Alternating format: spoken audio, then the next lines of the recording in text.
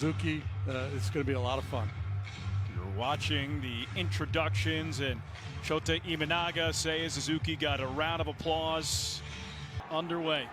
Time to enjoy this one together, everybody. The first pitch, and it's taken for a strike. Welcome to the regular season, everybody. Yeah, Ohtani, he likes to ambush that first pitch fastball. That time decided to take, and Imanaga's so good at working that elevated fastball.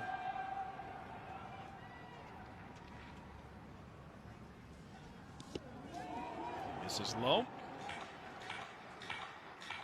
And JD, we heard the silence when the Cubs were up in the first inning at the Tokyo Dome the last 2 days, and it's a similar silence here with Shohei Ohtani up.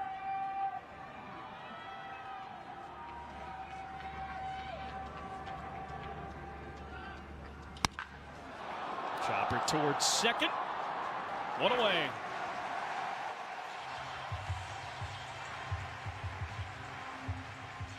All right, time for the Dodgers lineup here tonight. Ohtani, Edman, Hernandez, 1, 2, 3. Smith, Muncy, Hernandez, 4, 5. Adrenaline pumping. Normally you see Shota, especially early, maybe 90, 91. Today, a 1. 94. Let's take a look at the Cubs defensively. It's Happ, Crow, Armstrong, Tucker left, center, right. We welcome Kyle Tucker to the Cubs. And around the horn on the infield, it's Bush, Birdie, Swanson, and Shaw making his big league debut. Miguel Amaya behind the plate. Of course, no Nico Horner. He's still back in Arizona getting ready. 0-2, cut on a miss, strike 3. Shota Imanaga strikes out Teoscar Hernandez at a 1-2-3 inning to start things off in Tokyo. Great start for the Cubs. 3-1. Painted. Dart, bottom of the knees at 98, and he's got a lot of weapons. He's got an outstanding split finger pitch, way above average curveball. 7-2 last year with an ERA right at 3 for 18 starts. Payoff. Ian Happ draws a walk. The Dodgers defensively, kind of middle of the pack last year, but it's Conforto, Pages, and Teoscar Hernandez left, center, right on the infield. Enrique Kike Hernandez was scheduled to play left. He's at first with Freeman out. Edman, Rojas, Muncy rounding out the infield, and the veteran Will Smith behind the plate. So big spot here for Seiya Suzuki. He fouls that one back at the screen. An emotional day for Seiya Suzuki from Arakawa. 21-minute drive from the Tokyo Dome. Here's the 0-1. It's funny, from our broadcast position, you look down below us, and 90% of the fans are holding their cell phones up recording this at bat. 1-1 delivery. Broken bat towards second, and the catch is made by Miguel Rojas. So Seiya needs a new piece of lumber during his next at bat.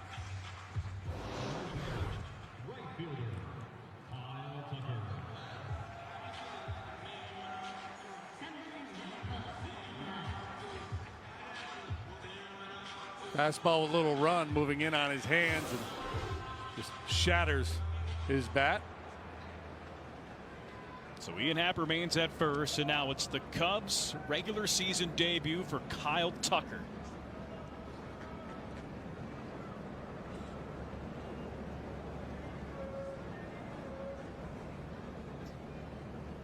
First pitch.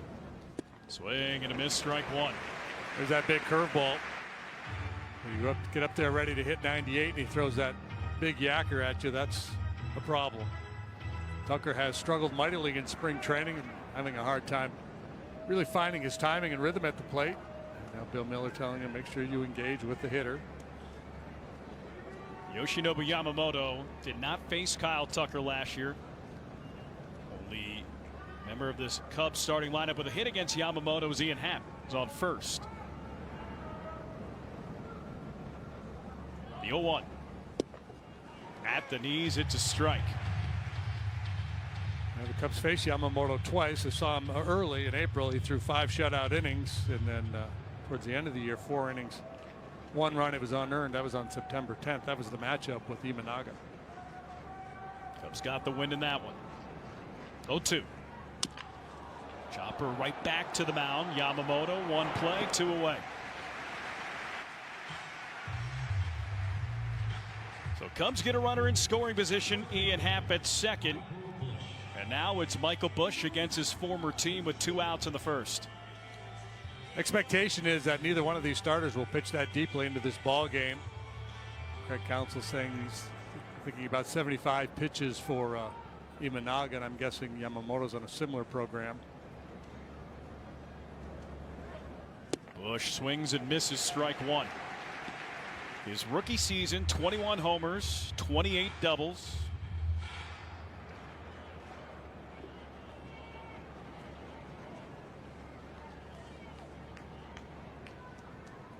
Oh, 0-1 delivery.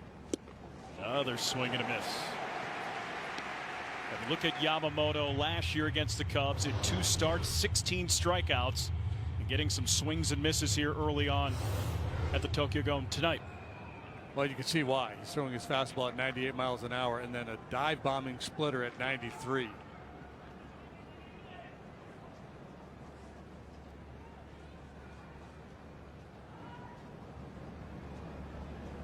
Oh, 2 delivery. So Yamamoto at 14 pitches. He talked about that dive bombing splitter. Velocity ticking up on that, about 2 miles per hour from his average splitter velocity last year. 1-2 delivery. In the air, center field. Pages makes the catch. Ends the inning.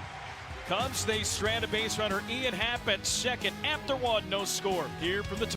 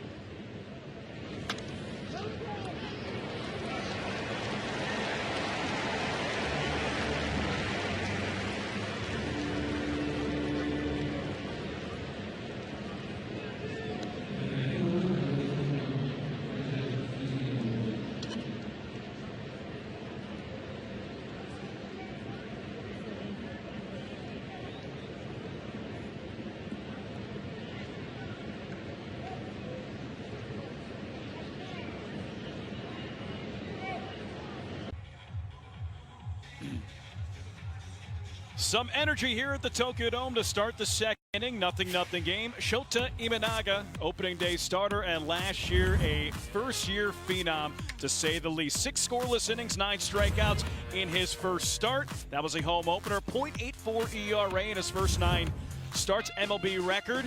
And the All-Star game, 3 up, 3 down. That was back on July 16th. And then the combined no-no. I remember that one against the Pirates on September 4th. So Shota Imanaga got Shohei Ohtani to ground out, Tommy Edman to pop out, struck out Teoscar Hernandez. It really was a remarkable year for Shota last season. It would be very difficult to duplicate that, but if he can come close, that would be wonderful.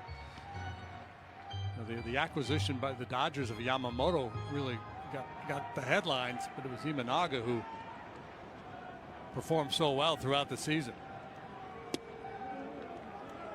So Will Smith up. Remember, Freddie Freeman scratched. He was in the initial lineup at about 30 minutes before first pitch. Found out he was not in the lineup. 2-1. JD, a pretty special evening. First time two Japanese-born pitchers starting against each other on opening day in Major League Baseball history.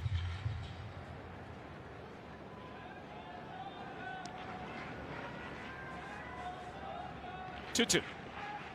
And both these clubs with a strong presence here in Japan. You know, the Dodgers, their intention a couple of years ago was we're going to paint Japan blue, and they've had a lot of success. And the Cubs similarly doing a lot of work here in Japan, and it's paying off with the Suzuki and Imanaga. And it seems like every year now there's a big prospect of really talented young player coming out of Japan.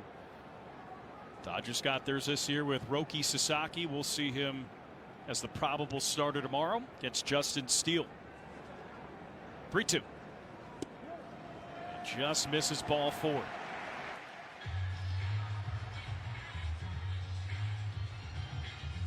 So yesterday, Shota took an opportunity to go out and spend a little time just doing a little visualizing, getting used to the backdrop here, going through his motion. That's always a good idea, and even to go out and maybe throw a few pitches on the mound you haven't spent a lot of time on. Once he fouls that one back. Imanaga has pitched here at the Tokyo Dome, both in the Nippon Baseball League as well as in international play back in 2019 for Samurai Japan, Premier 12, through 6 scoreless innings and struck out 8. So he's had success here. 0-1.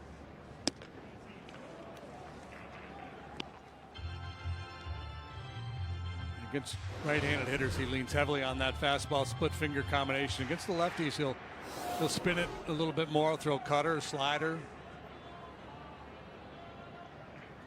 1-1.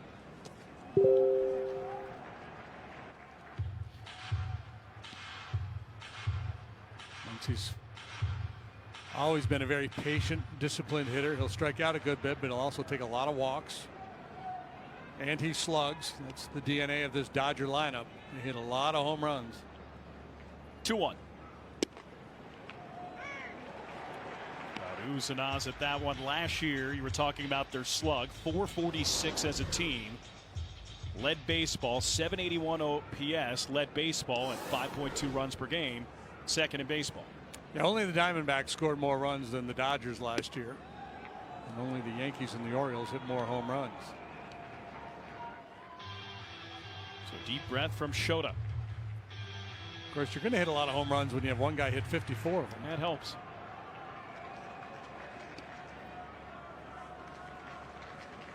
Imanaga, payoff. We'll do it again. So rare walk for Shota against Will Smith in one of the best strikeout to walk ratios in baseball. Highest chase rates in baseball. That's normally a pretty good combination. 3-2 pitch. Another foul ball. Again, 94 from Imanaga. Yeah, definitely has a little more jump on that fastball than we normally see. And his fastball plays up anyway. You know, even that 91, 92 gets on the hitter a little bit more quickly than they anticipate. Good riding action on his 4-seamer. Imanaga last year, fastball, splitter, sweeper, counted for about 85% of his pitches. Then in the occasional changeup, curveball, sinker, cutter, slow curve. Quite the arsenal. 3-2 pitch. Up and in, ball 4. Pair of walks here for the Dodgers will bring up Kike Hernandez again. Shota Imanaga, hero comes home with the Yokohama Bay Stars. 64-50, 3.18 ERA, 1,021 strikeouts and just 280 walks. Two-time All-Star. Pitch for the Samurai Japan national team for the last handful of years as well.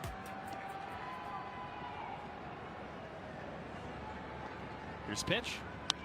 That's it well deep down the left field line, and that is a foul ball from Kike Hernandez.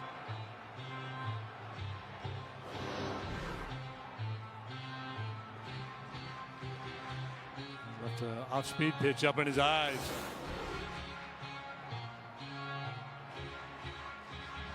Kike has a lot of energy, a flair for the dramatic. Last year, 12 home runs with the Dodgers. A 1 pitch. Swing and a miss.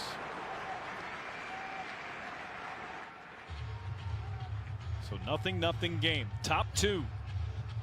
Game 1 of 162.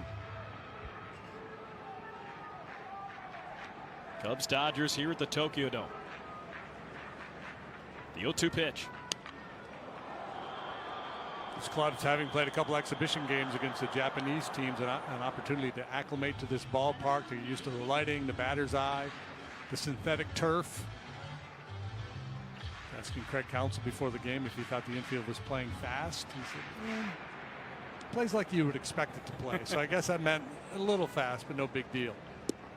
0-2 misses. You know what I figured out during the exhibition games? That the Hanshin Tigers might be the best team in baseball. Best team in the world, yeah.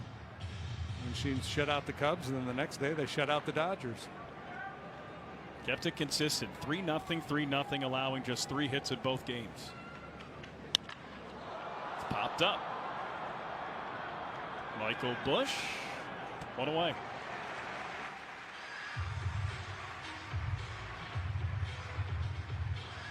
With Shota's style of pitching, you're going to see a lot of balls in the air. Much more of a fly ball type pitcher than a ground ball pitcher.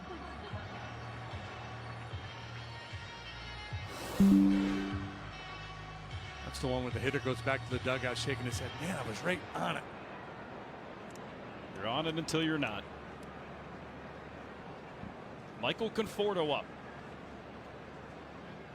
That's a swing and a miss. He was the late addition to this Dodgers lineup. Beware the late addition, Alex. Always seems like the guy who gets the call late does something big. 0-1. Do I have any evidence at all to support that claim? No.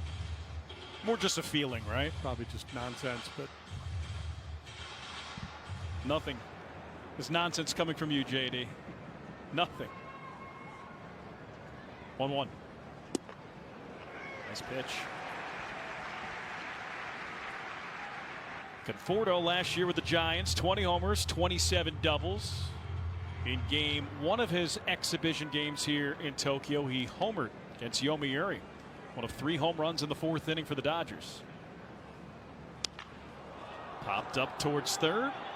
Matt Shaw makes the catch.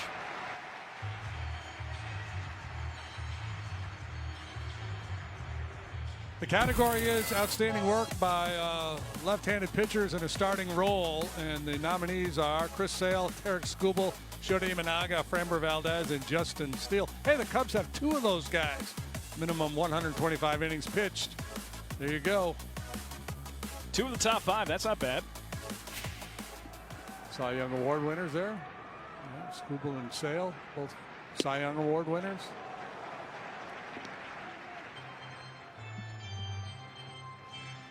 And with Mookie Betts out, Rojas gets to start at short. Tommy Edman comes in to play second base.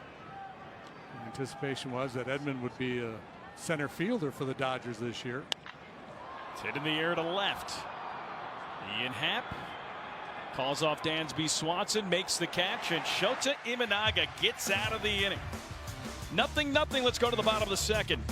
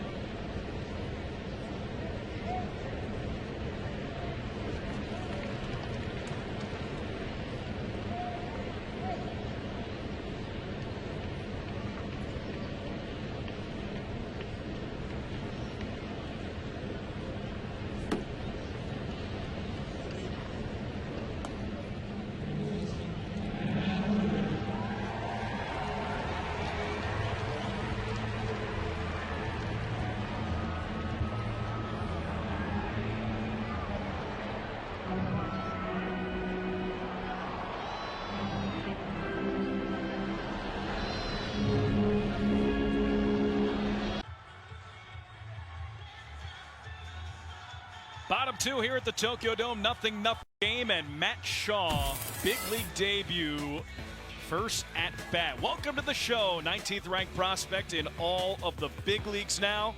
Major League Baseball, #1 prospect in the Cubs organization. That's a lot of MVP awards. 2024 Southern League MVP, Cape Cod MVP, and the 2023 Big Ten Player of the Year. Here's Matt Shaw, his first big league at bat. First pitch. It's the outside corner for a strike. Welcome to the big leagues, Matt Shaw. If you haven't seen Matt Shaw play before, you'll note he's got a very funky approach at the plate. Turns that front foot inward, points it at the catcher. He's got a big old leg kick, but he makes it work. Takes that one on the inside corner for a strike. Get 2023 first rounder, 8th first rounder in that 2023 class to make his big league debut. That's the Paul Skeens draft. 0-2. 1 ball, 2 strikes. Shaw, 2-run single against the Yomiuri Giants. Cubs won that game 4-2. 1-2. Jam foul.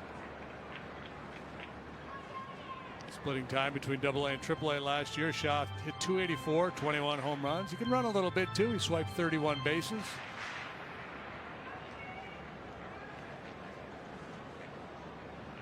Yamamoto fires. Another foul ball. He hadn't played a whole lot of third base until last year. He's been primarily a shortstop and second baseman. There's a funky look with that foot turned back towards the catcher. Shaw hits it up the middle. Backhanded by Edman. 1 away.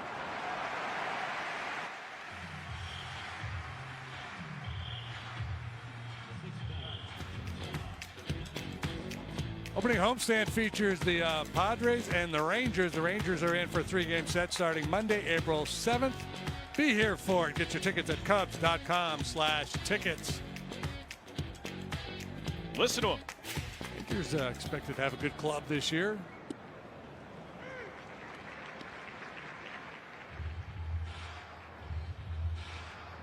Rangers won the World Series 2023. Cubs playing the defending World Series champions on opening day, back-to-back seasons. It's a tough task. The Cubs have a pretty beefy schedule the first month of the season. They get through April at 500. I think that would be pretty good news. Dansby hits it up the middle, and it's into center field for a base hit. First hit for the Cubs in 2025. It's courtesy of Dansby Swanson here in the second.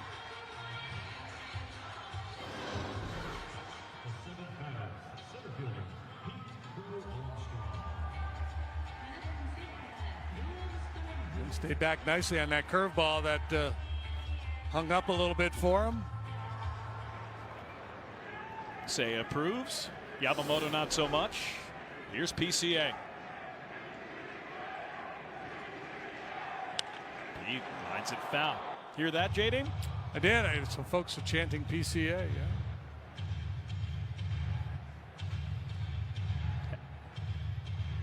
Happened during the exhibition games. The loudest we've heard this place. We're in the second. 0-1. Foul back at the screen. Let's send it down to Taylor McGregor. It's been the loudest chant that I've heard of the day so far, and Pete said that was the coolest experience he's had yet in his baseball career during the exhibition games when they started chanting his name. I can only imagine what it feels like right now in the regular season. The 0-2 pitch. Chopper to second. Edman play. It's the first, 2 away.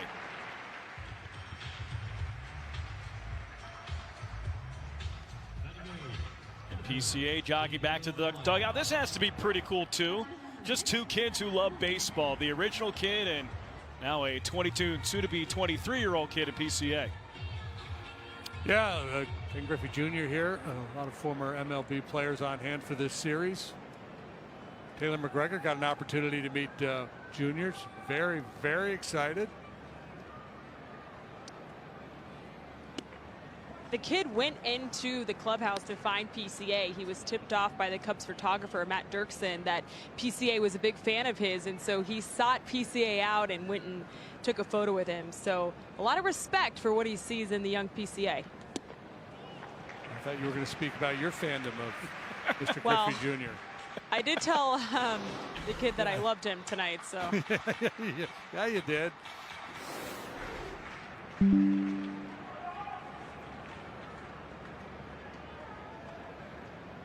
1-1. That's it well, right center field, into the gap. Page's back, he can't make the catch. It'll one-hop the wall. Dansby scores, Amaya to second. Cubs lead 1-0 here in the second.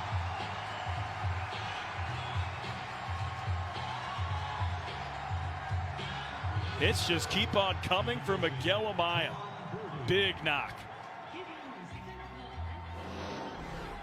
Well, tries to beat him with a fastball upstairs. Just a real nice, powerful swing. Head rate on it, gets good extension, and just drives that ball to the wall in right center. The Amaya story, interesting last year. Struggled mightily early, made some tweaks, and really turned things on in the second half. Picks up right where he leaves off.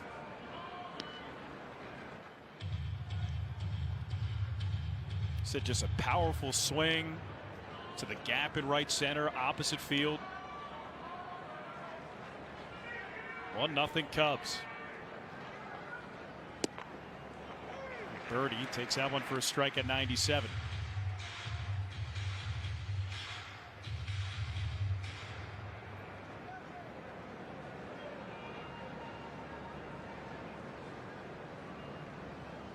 One.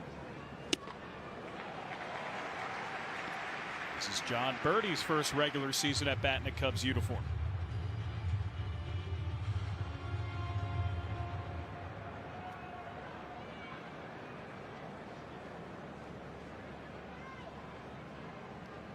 One-two. Inside corner. It's a called third strike. Birdie down looking, but the Cubs take the lead. Miguel Amaya, RBI double, drives in Dansby Swanson. 1-0 Cubs will go to the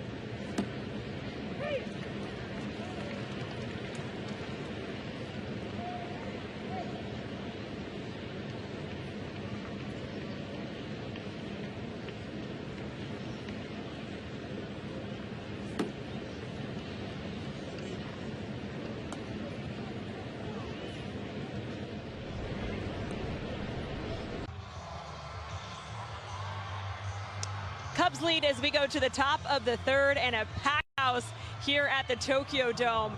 This has been the hottest ticket to get in town. When Major League Baseball posted these tickets for this series, they were sold out in less than 7 minutes, and hardly any of them made the resale market. But the ones that did, guys, if you were trying to get in today, the cheapest ticket was $3,500, which for context is more expensive than the cheapest ticket to the Super Bowl.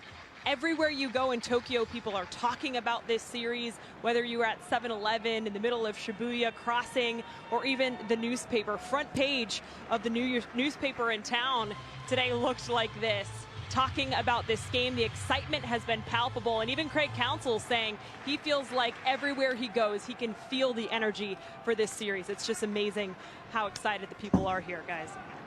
T-Mac, you say $3,500? I need that converted to yen. It's a lot of yen. That is a lot facts.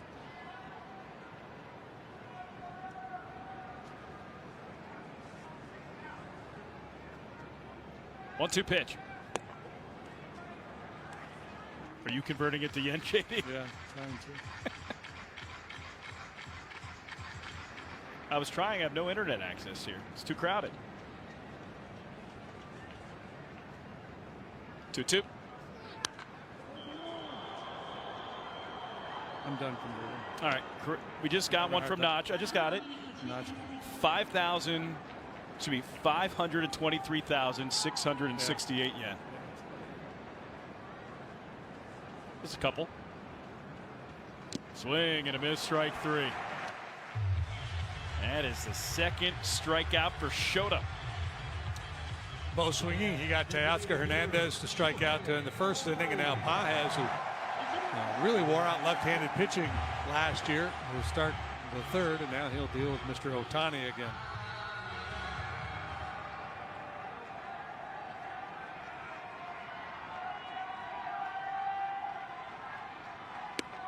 First pitch misses inside. So Ohtani 0 for 1 with a ground out, 0 for 6 against Shota, Major League Baseball action. Swing and a miss. And there's a big ooh and an ah from the crowd. Yeah, they really get locked in on these Ohtani at bats. Late on a 92-mile-per-hour heater. 1-1. Greg Counsell felt like his guys did a nice job attacking the Dodger hitters last year. He said the game plan is to attack them, throw a lot of strikes. You don't want to walk these guys. They have too much power. Set them up for big innings. Try to get the jump early, put them into a defensive posture.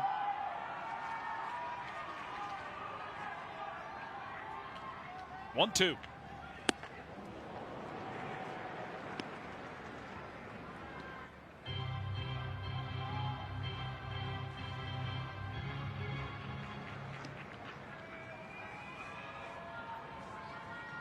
Imanaga fires. Line drive, and it's caught right at John Birdie. Shohei Ohtani 0 for 2, and now 2 up, 2 down here in the third.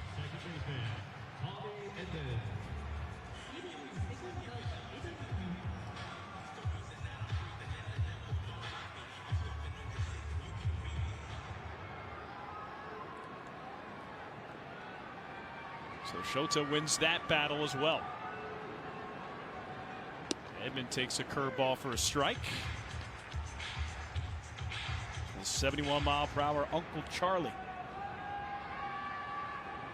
Edman took Shota deep a couple of times last year. 2 for 3 with 2 homers. Switch hitter. He's been better from this side of the plate throughout his career.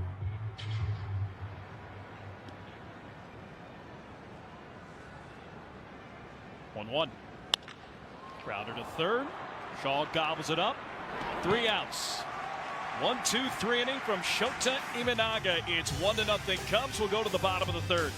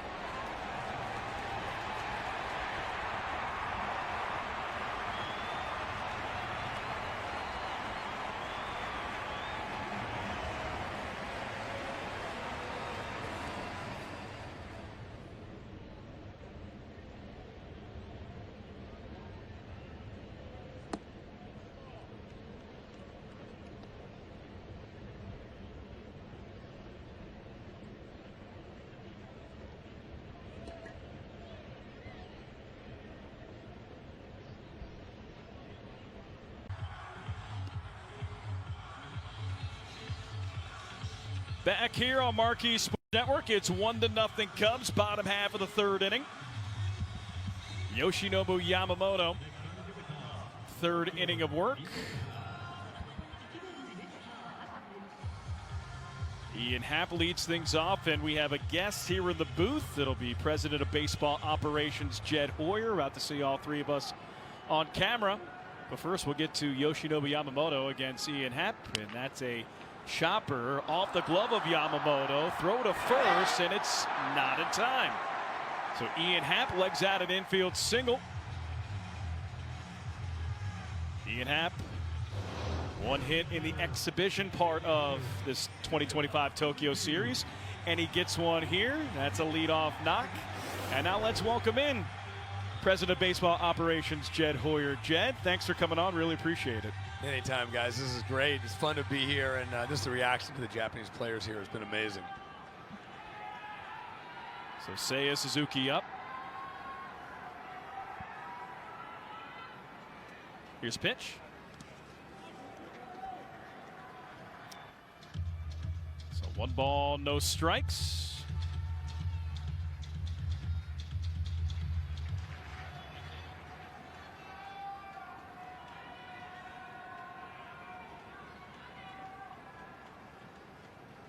One-0 pitch, and that's taken low.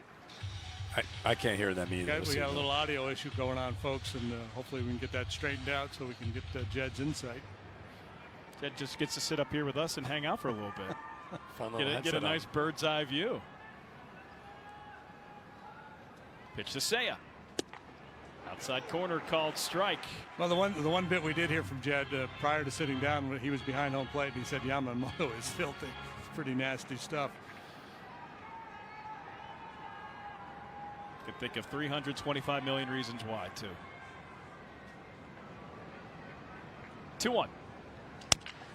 Broken back grounder towards third. Throw to first, and it's in time. So Ian Happ to second.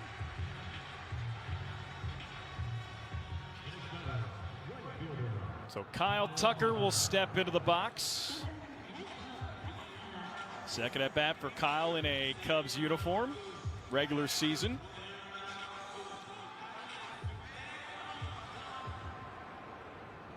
Much anticipated, highly thought of acquisition. That's a chopper foul. Kyle Tucker last year, one of the best players in baseball prior to his injury. 23 homers, 78 games, nearly a 5-WAR player.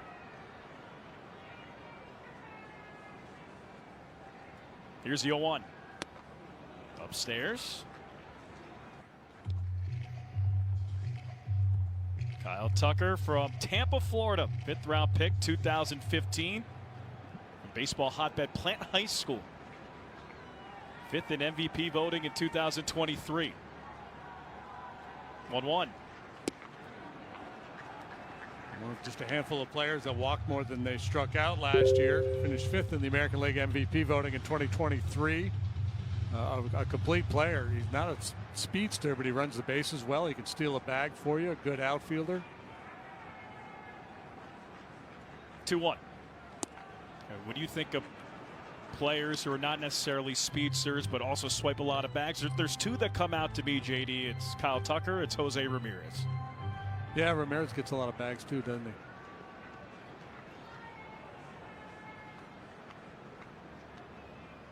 Three-1.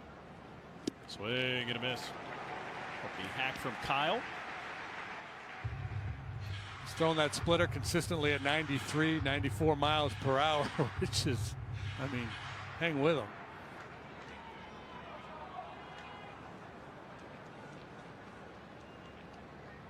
Three-two delivery. Grounder to second. Edman, 2 away.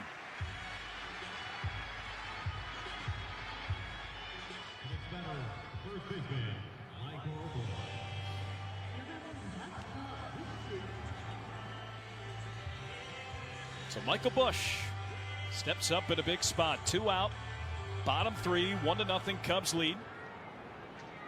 Miguel Amaya Driven in the game's only run with an RBI double.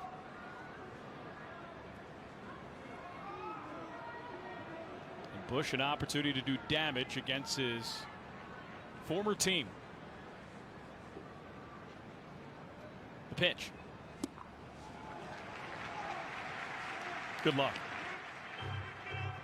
I mean, you're geared up for 98, right? You've got to be ready to hit that fastball, and it's just so difficult to recognize that pitch.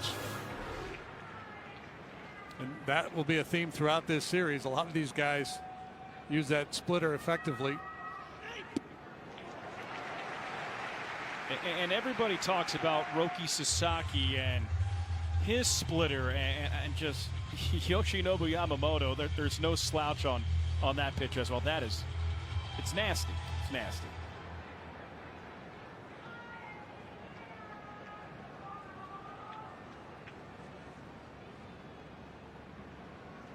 Oh, 2 delivery.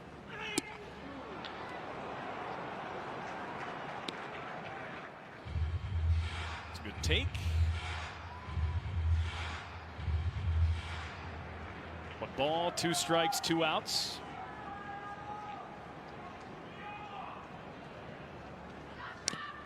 It's a foul. So Ian Happ at third. Happ with an infield single. Cubs with 3 hits so far. You take a look at this pitch, JD, and Bush is able to fight that one off. Yeah, he loves it against lefties, right? He's got that kind of fading action down and away. More than fading, it's biting. Sharp downward action, drifting away.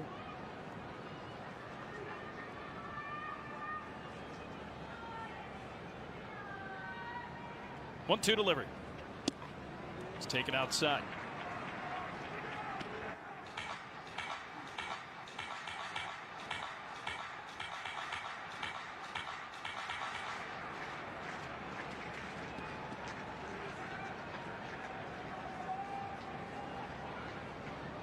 Yamamoto delivers. It's a pretty good take right there. It's a really good take. So if you're Michael Bush, you almost have to sit on the split here, I think. Got 3-2. Payoff. Chopper towards second. Throw to first. Ends the inning. So Ian Happ, single, was stranded. It's 1-0 Cubs as we go to the 4th.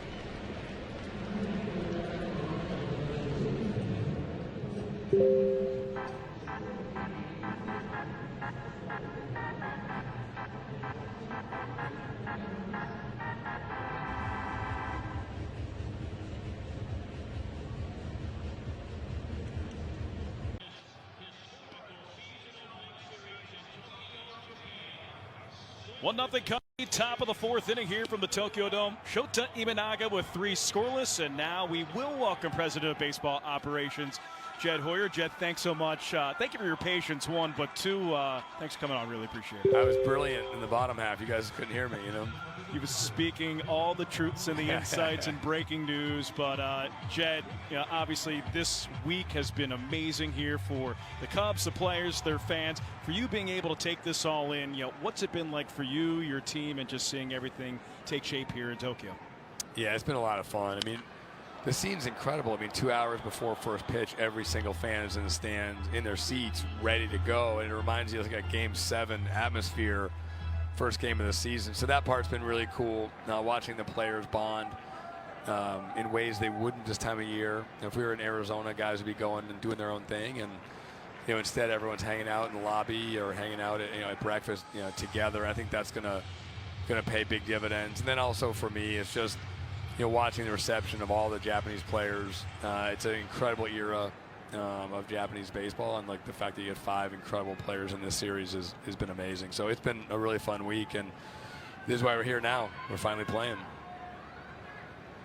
You were here 18 years ago, with the Boston Red Sox, and the Tokyo Dome. It doesn't seem like it's changed that much. How is with that atmosphere? How different was it? How was it the same? Like, what can you recall from that, and now comparing it to this? Yeah, no, I was talking to Jed Lowry on the field before the game about that, because he was part of those games with the Red Sox, and this feels totally different. Just a different level of excitement, different level of hype. Yeah, obviously those games were sold out, and there was excitement around. We had Daisuke Matsuzaka and Hideki Okajima, but not the same as this. This is the next level, and it's been a lot of fun to watch. So how does this all come together? MLB decides they're going to open the series in Japan. Do they look for, are you raising your hand? We'll go. I mean, or do you pitch to them? We would love to. I think in this situation it was pretty clear which teams were going to go, given the 4 players at the time, and obviously Roki picked the Dodgers. But I mean, clearly, as much as all these guys are stars, Shohei's at a different level, and the Dodgers have to be here. I know they went to Korea last year, but you've got to bring him. Just the reaction in batting practice, he walked out on the field, and the entire place erupted. I mean, it's like Elvis. Taylor Swift, it's incredible to watch, and he's earned every bit of that. And so it has made sense that they'd be here. And then obviously we've got 2 great Japanese players as well. So, what a great matchup. We watched this in September in Dodger Stadium, and it's fun to watch it first game of the season. We have the showman Shota right now with 3 scoreless innings, making his opening day start. There's a walk there, but just being able to see Shota in his element out here, I mean, that has to be pretty cool for you to see from afar. Yeah, I was on the bus with him today, and I was thinking to myself, like, what does that feel like? You're driving to the ballpark, and you've got sold out crowd, and tickets going for crazy prices, knowing here to watch you and Yamamoto do battle. I mean, it's got to be an incredible moment for him, for his family, for his friends. And both Shota and Seiya have been super gracious all week, hosting us at a party on Thursday night and really helping everyone. And I think they've enjoyed it, but I think it's probably been exhausting as well. It's a pop-up. Bush and Birdie converge, and Birdie makes the catch. So it has to help any future recruitment you want to do here in Japan too, right? Just to kind of have that presence. I was hoping it was going to help with Roki, but the other team got him. Yeah, no, absolutely. I think our presence is great. I think we've got 2 really good spokesmen. Plus, we've had a lot of players that have been happy. It was fun. It was fun for me the other day. We played the Tigers on Saturday, and Fujikawa is now their manager. He was a Cub for 13 and 14. So there's been a lot of Japanese players that have come through Chicago. They've enjoyed their experience, and I think that always helps. One of the things for me, and one of the reasons we invested heavily in that market, this market, is because you aren't competing with everybody. There's probably 10, 12 teams that have a Japanese presence that recruit Japanese players, and it's nice to be in a market that isn't necessarily 30 teams going after the same guys. They're not. The Japanese players don't go to all the markets. All right, so we can let our fans know, outside of baseball, what is something that you've enjoyed here in Tokyo or have learned about the city or about the culture? One thing that sticks out to you. Yeah, I've been here a fair amount, and the sheer size just never ceases to amaze me. You go, you feel like you're in the middle of Manhattan, and then you drive or take the subway 30 minutes, and you're still in the middle of Manhattan. You do it again, and you're still in the middle, and it just seems sort of never ending. But we try to get outside a little bit, take some hikes away from the city, and just get a chance to walk around. And it's an amazing culture. I think that things that never cease to amaze me are there's no trash anywhere, no garbage cans. No one talks really when they're walking. It's a very silent city in that way, and it's perfectly safe. It's a remarkable culture in that way. I was in the park across the street from the hotel earlier today, and I saw like a soda can in a shrubbery. And I was like, I took a picture of it because it's the first evidence I've seen of something that was discarded. Yeah, and there's probably a legitimate reason why it was there. Probably fell out of somebody's pocket. Your ball club. So here we are starting the 162-game marathon. Kyle Tucker, obviously a huge acquisition. Brought some veteran guys into the bullpen. I mean, as we sit here today, how do you feel about your club's chances? Good. It's been a good spring so far. Obviously, I tell myself at the beginning of every season, things are going to happen. That's the nature of this marathon is unexpected things are going to happen, both good and bad. Guys are going to outperform expectations. Guys are going to underperform. This is the marathon, but I feel really good about the depth we have on this team. I think we're a much deeper and more talented team than we were a year ago. And so I'm excited to get started. But like I said, I always try to remind myself that things happen. Things are going to happen that are unexpected, and it's our job to react to those appropriately. But I'm excited. Like I said, I think we're deeper and more talented, and we got a really good test early. You look at our schedule early, not just these two games in Tokyo, but in general, we have a really hard early season schedule. We're going to be tested early, and I hope we respond well. Yeah, first month is really beefy. Yeah, I think we're done with the Dodgers, Padres, Diamondbacks by the end of April. So yeah, it's a hard schedule early. But like I said, we'll be tested, find out what we're made of. Yeah, last game against the Dodgers this year, regular season, will be April 23rd. And Jed, you were talking about your roster, the talent, and one player that sticks out talent-wise, making his big league debut today, and that would be Matt Shaw. That's hit in the air to center field. Pete, he's back. He's at the warning track, and he makes the catch. Throw to third is not in time. We'll bring runners at the corners with 2 outs. So runner at third, Matt Shaw at third. And obviously, you guys invested a first-round draft pick. Matt Shaw, 2023, 8th player from that first-round class to make his big league debut. How proud are you of Matt to be able to do this on this scale? How cool is this for him? Major League debut in Tokyo Dome in this environment is not normally what opening day feels like.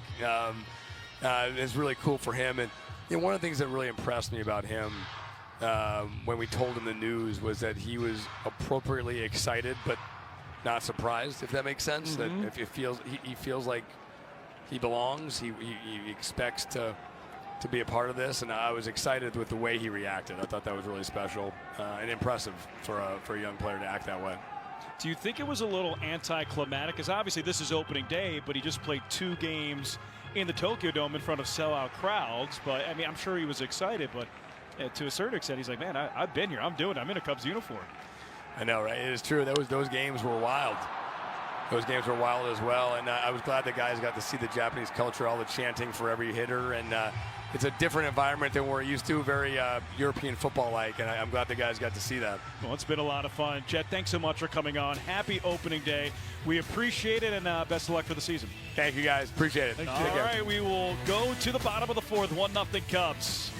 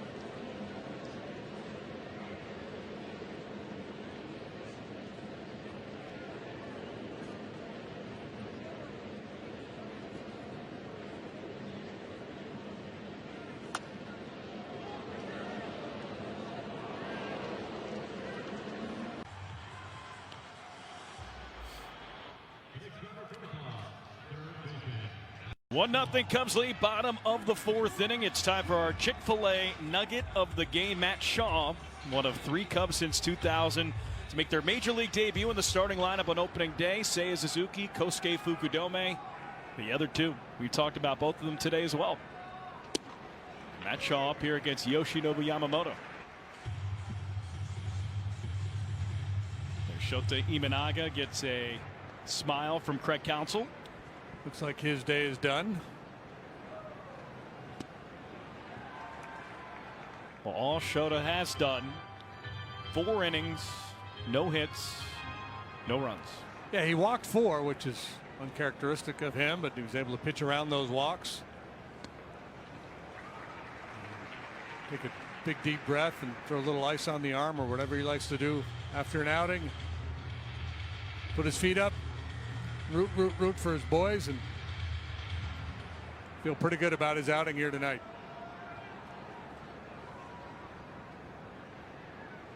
One-two pitch. Wave and a miss, strike 3. It's devastating.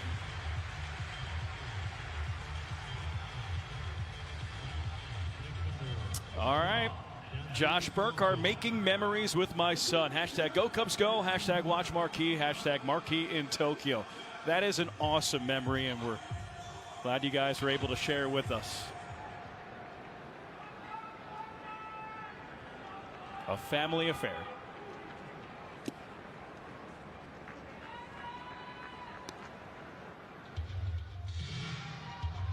So Shaw strikes out. Here's Dansby Swanson. Dansby had the first hit of the season. Single up the middle. He doubled in the second exhibition game. Had a dazzling play at shortstop. Showed some new technology with the replays. Everyone's been talking about it. Did you like it, JD? It's like futuristic, sort of AI-ish. Sure, I'm no You're adaptable. Luddite. I'm down, you know. Talked to Dansby before the game. He said it was awesome. I just want to know how they did it.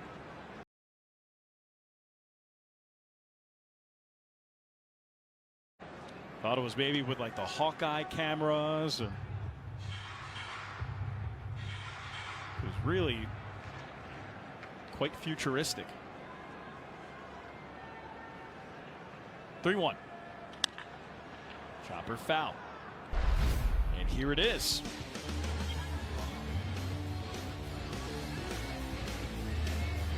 I love it. I think it's awesome. They get the celebration perfectly too.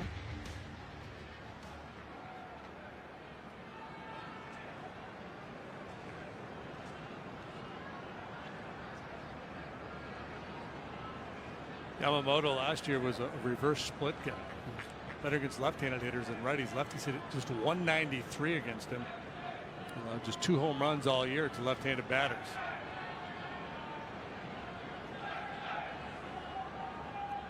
Three-two delivery. Man.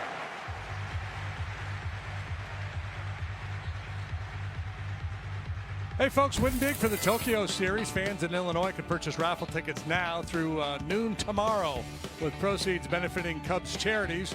Get your tickets now at Cubs.com/raffle.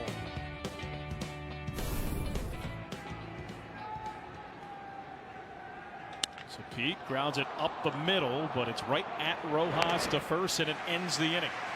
1-2-3 frame. Cubs leading 1-0. We'll go to the 5th here from the Tokyo.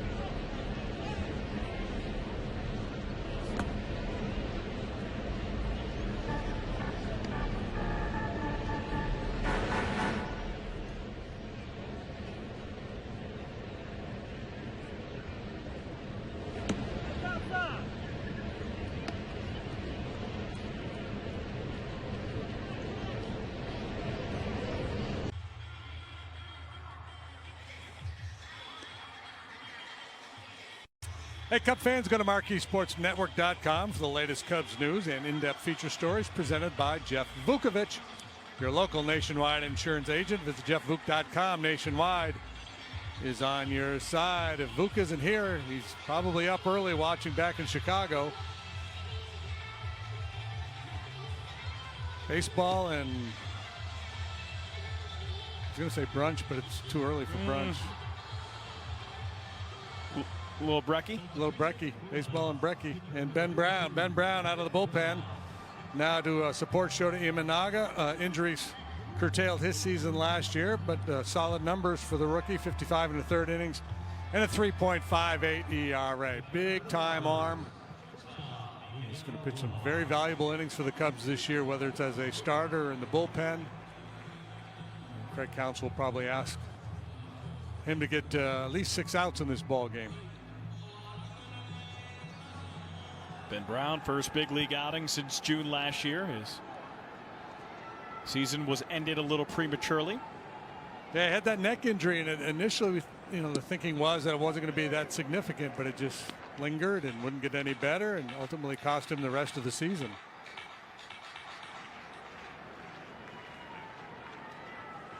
His batters, Miguel Rojas, swing and a miss.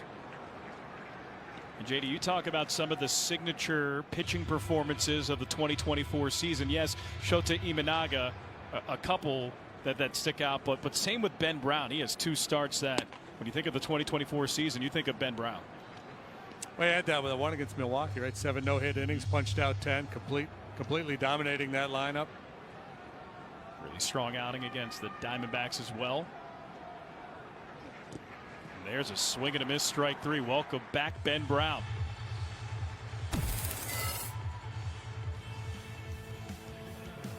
Yeah, he made his debut in the opener against the Rangers. He pitched 1 inning well, came back out, got knocked around a little bit, but kind of settled in and did some outstanding things.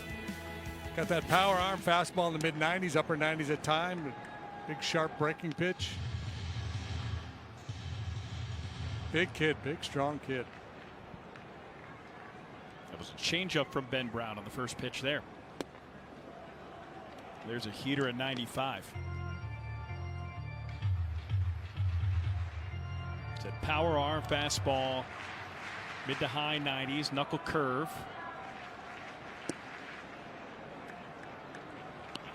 Last spring training outing, he threw a changeup, got a couple strikeouts on it. He said that's the pitch that is making him feel that much more confident as a pitcher, developing that. There's a heater for a strike. Well, especially if he works in the rotation, it'd be nice to have that third option. 3-1.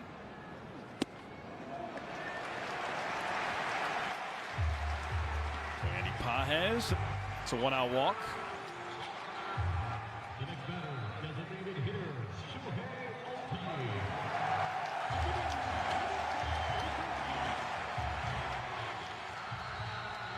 So third at bat for Shohei Ohtani.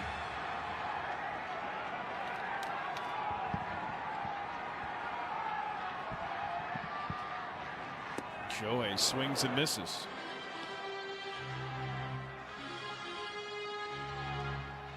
Shohei 0 for 2 tonight.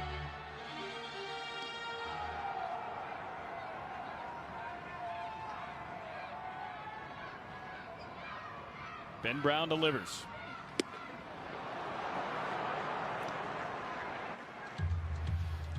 Going to use his timeout here and try to regroup a little bit.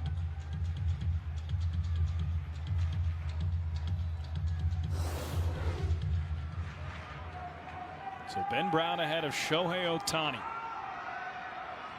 0-2 count. Brown delivers. It's every swing. Crowd is on the edge of their seat.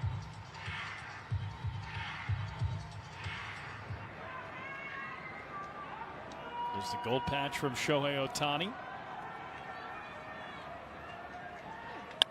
Line into right field, and that's a base hit for Ohtani. Pages round second, gets to third, and Shohei Ohtani has his first hit of the season.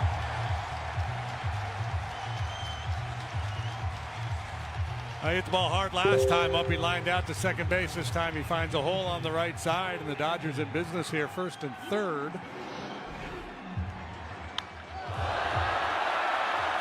He's just so big and strong. He can generate a lot of power without a whole lot of movement. So now first and third.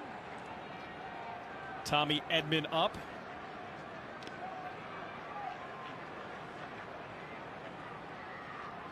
That's a line drive to left field. Hap in. He dives and it hits off his glove. It's a base hit.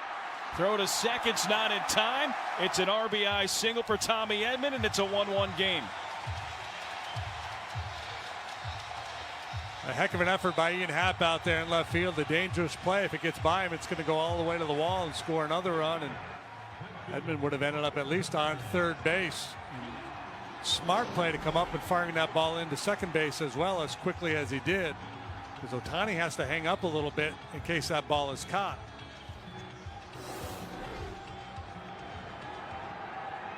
Happ able to knock it down. So here's Teoscar Hernandez. 1-1 game. Hernandez swings and misses. Strike one. So that Shohei Ohtani had the gold logo on the back of his jersey. MLB Topps Fanatics partnered on a brand new gold logo patch program. 6 players will be wearing that. Pitch, swing and a miss. All the award winners from the 2024 season. There it is. Shohei Ohtani, Aaron Judge as the MVPs. Tarek Skubal, Chris Sale as the Cy Youngs. Paul Skeens, Luis Gil as rookies of the year. Grounder to third. Shaw to second for one. Throw to first. No double play. And the throw gets away. It's into the camera well. Shohei scores, and it's now 2-1 Dodgers.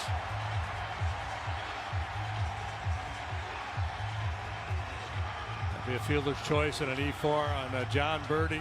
Probably should not have tried to make that double play.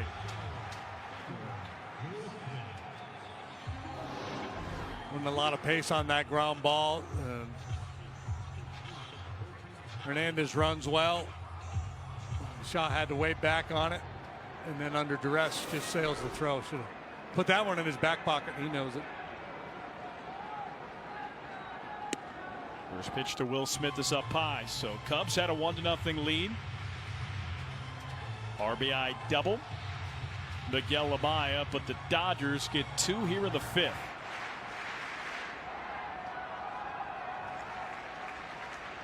Smith takes it inside. Oh, it's on the inside corner for a strike.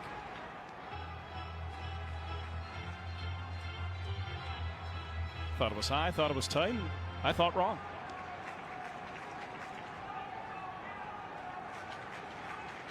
One. Ooh. We'll spike that one. A 97-mile-per-hour fastball from Brown. Smith has been one of the better offensive catchers in the game the last few years. Catching tandem. Smith and Barnes, they've been at it a good while in LA. There's been a lot of turnover on that roster, and why should there be? Won 98 games last year. The Dodgers have finished in first place every season since 2013 except the 2021 season, and they won 106 games that year. Crazy. I was looking at that today. Check swing. He went around. And they've kind of become the evil empire. It used to be the Yankees, but 12 consecutive playoff appearances.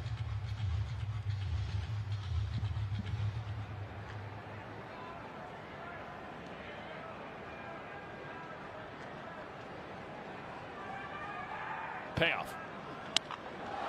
Liner left field, and that's another base hit. Throw home from Happ. It's late. It's 3-1 Dodgers.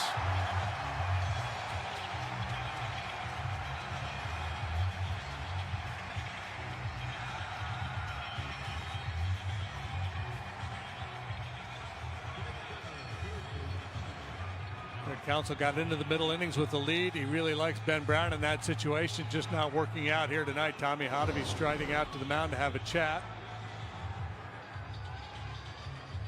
Pretty nice swing by the Fresh Prince.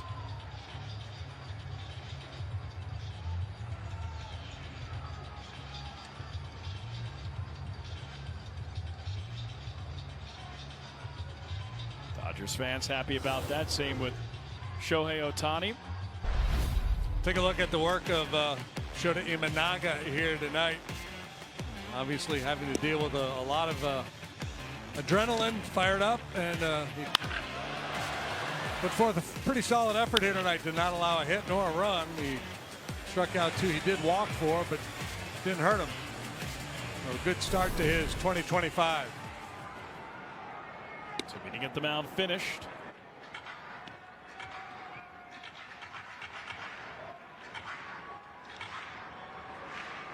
Deep breath from Ben Brown. 1-0. Brown at 25 pitches. Ohtani singled and scored earlier this inning.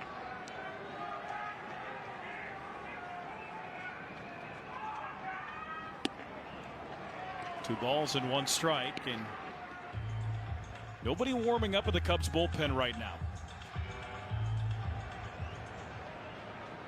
There's a call being made. Well, you know, the hope was, I'm sure, to get a couple of innings out of Ben, but that's probably not going to happen now. Probably will be 1 and done.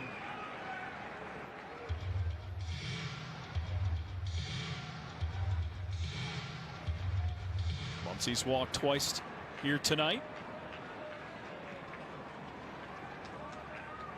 2-2. It's a little upstairs. Tough to get Max Muncy to chase. Really knows the strike zone. Payoff pitch.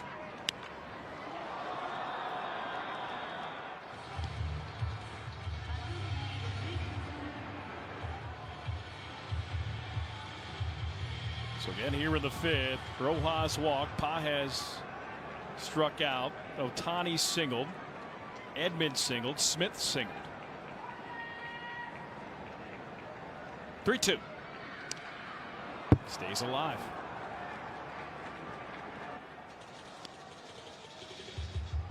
Look at this Dodgers team. No Mookie Betts in the lineup.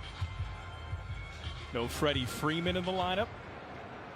Betts, it was announced 24 hours ago. Freeman was announced 30 minutes before the game.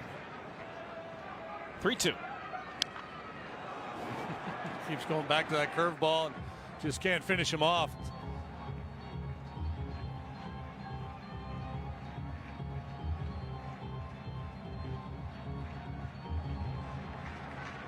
Consecutive power curveballs. That's a hard curveball at 86, 87 miles per hour. Pitch number 9. Wave and a miss, strike 3. Big strikeout. Ben Brown stops the bleeding butt. Dodgers score 3 runs. We'll go to the bottom of the 5th. Cubs trail 3-1.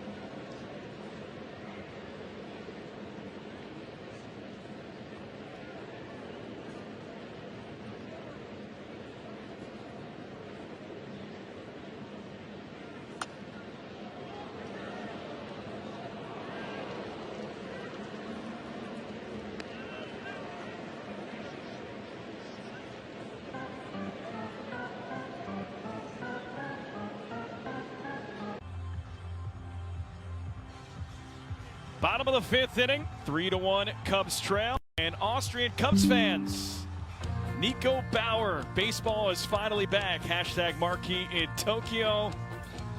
We're going global. Sean, blanket, yes. Cubs, yes. Coffee, yes, from the UK. We have fans in Mexico. Patrick at Co-Cubs Go. Watch Marquee. We are definitely going global, and we're definitely on air with the commissioner of Major League Baseball. Rob Manfred joins us. And Rob, thanks so much for coming on. Really appreciate it. And this is fun. You know, the excitement in the ballpark I kind of expected. It's just amazing how much excitement around the city. Really kind of taken over for a few days. It's been great. Ground ball to short, throw to first, and it gets Miguel Amaya. And you're talking about the excitement in the city. It's a big city, and you see a lot of Dodger jerseys, a lot of Cubs jerseys, and people just psyched for baseball, Major League Baseball here at the Tokyo Dome. Yeah, it really has been interesting. We came down to the store here in the stadium for the opening this morning. It was an hour-and-a-half wait to get in. Wow. And just absolutely packed with people and stuff flying off the shelves, just people really interested in the game. Grounder to first, and John Birdie is retired, 2 away. So what's next, internationally speaking? Well, you know, next year will be the WBC. I'm sure we'll play one of the early rounds here. We traditionally have. We're excited about that. We had a qualifier in Taiwan just about a month ago. We had 35,000 seats. We sold out all 3 days. So, I mean, I think it's an indication of how popular it's going to be next year. And I'm sure we're going to have a great tournament. And that was at the Taipei Dome, correct? Exactly. And that's a new dome. And, yep. I mean, you guys coming out here, and you know, Cubs, Dodgers, it's a great pick with all the Japanese players. But just to see it up close in person and see the response that Shohei Ohtani gets and the response of the fans, I mean, I'm sure it just encourages you. It's like we have to do more stuff like this and try to grow the game more. Absolutely. You know, it's interesting. We met with both the Korean and the Japanese commissioner's offices while we're here. All three, Korea, Japan, and the U.S. all had record attendances last year, and it just shows you the momentum that the game has right now.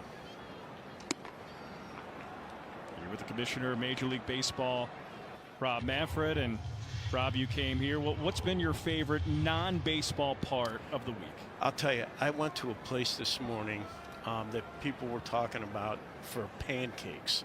Sounds like an odd thing to do in Tokyo.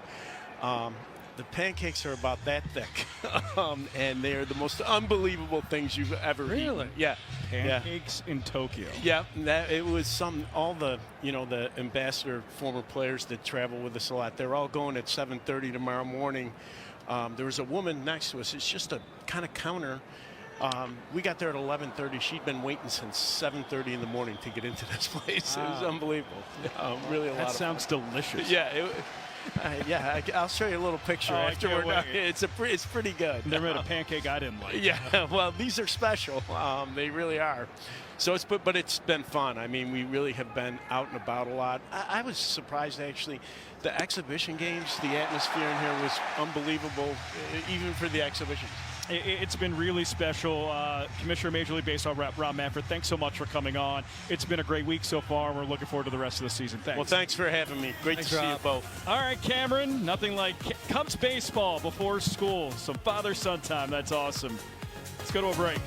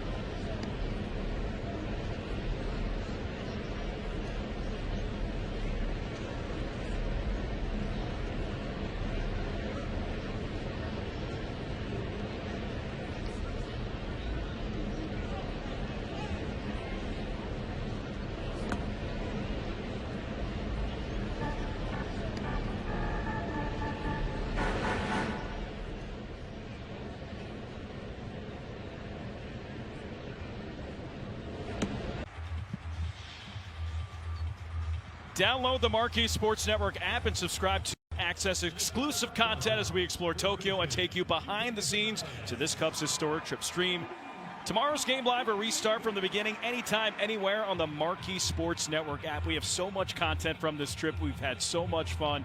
Please subscribe. Get the numbers up. Watch me eat ramen and spill it on my shirt. It's a blast. First pitch by Ben Brown is chopped foul, and we go from guest to guest here. We had Rob Manfred, and now we have Cubs Hall of Famer Derek Lee.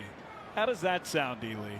That sounds pretty good. Doesn't it? Good to be here with you guys. Pretty exciting to be over here in Tokyo watching opening day. Yeah, this is quite a sight. Yeah, you've been out here with your family, and it's been quite a last 2 months for you. Obviously, you started with CubsCon. You get named a Hall of Famer. Get to come out here and watch Cubs-Dodgers opening day. Now that you're able to take a step back, what's the last 2 months been like for you? Man, it's been incredible. You know, it's just hard to kind of imagine your name next to, you know, some of the Hall of Famers, Rick Sutcliffe, Sammy Sosa now, Ernie Banks, you know, Billy Williams, some of these names, and you're kind of in that group with them. It's a little bit surreal, pretty exciting for myself and my family. Oh, we're taking a look at there, Sammy running with the flag, you with Mr. Ricketts, and yeah, that was my first CubsCon. It was so electric. You could feel it's almost like the atmosphere here. There's just something different in the air, and man, it's been a lot of fun to watch, especially seeing you up there and just you coming back here to the Tokyo Dome. It probably takes everything full circle.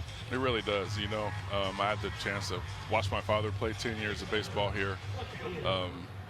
To come back and, you know, watch Cubs opening day and bring my family back is just a really special moment. It's been a really cool week. Yeah, so talk a little bit about your dad and his time here in Japan, and your uncle as well. Yeah, they, you know, they were kind of the, you know, one of the first duos to kind of come over here and have a long career. You know, 10 years for my dad, I think 11 years for my uncle, and they had a lot of success. And I think the key for them was they really embraced the culture.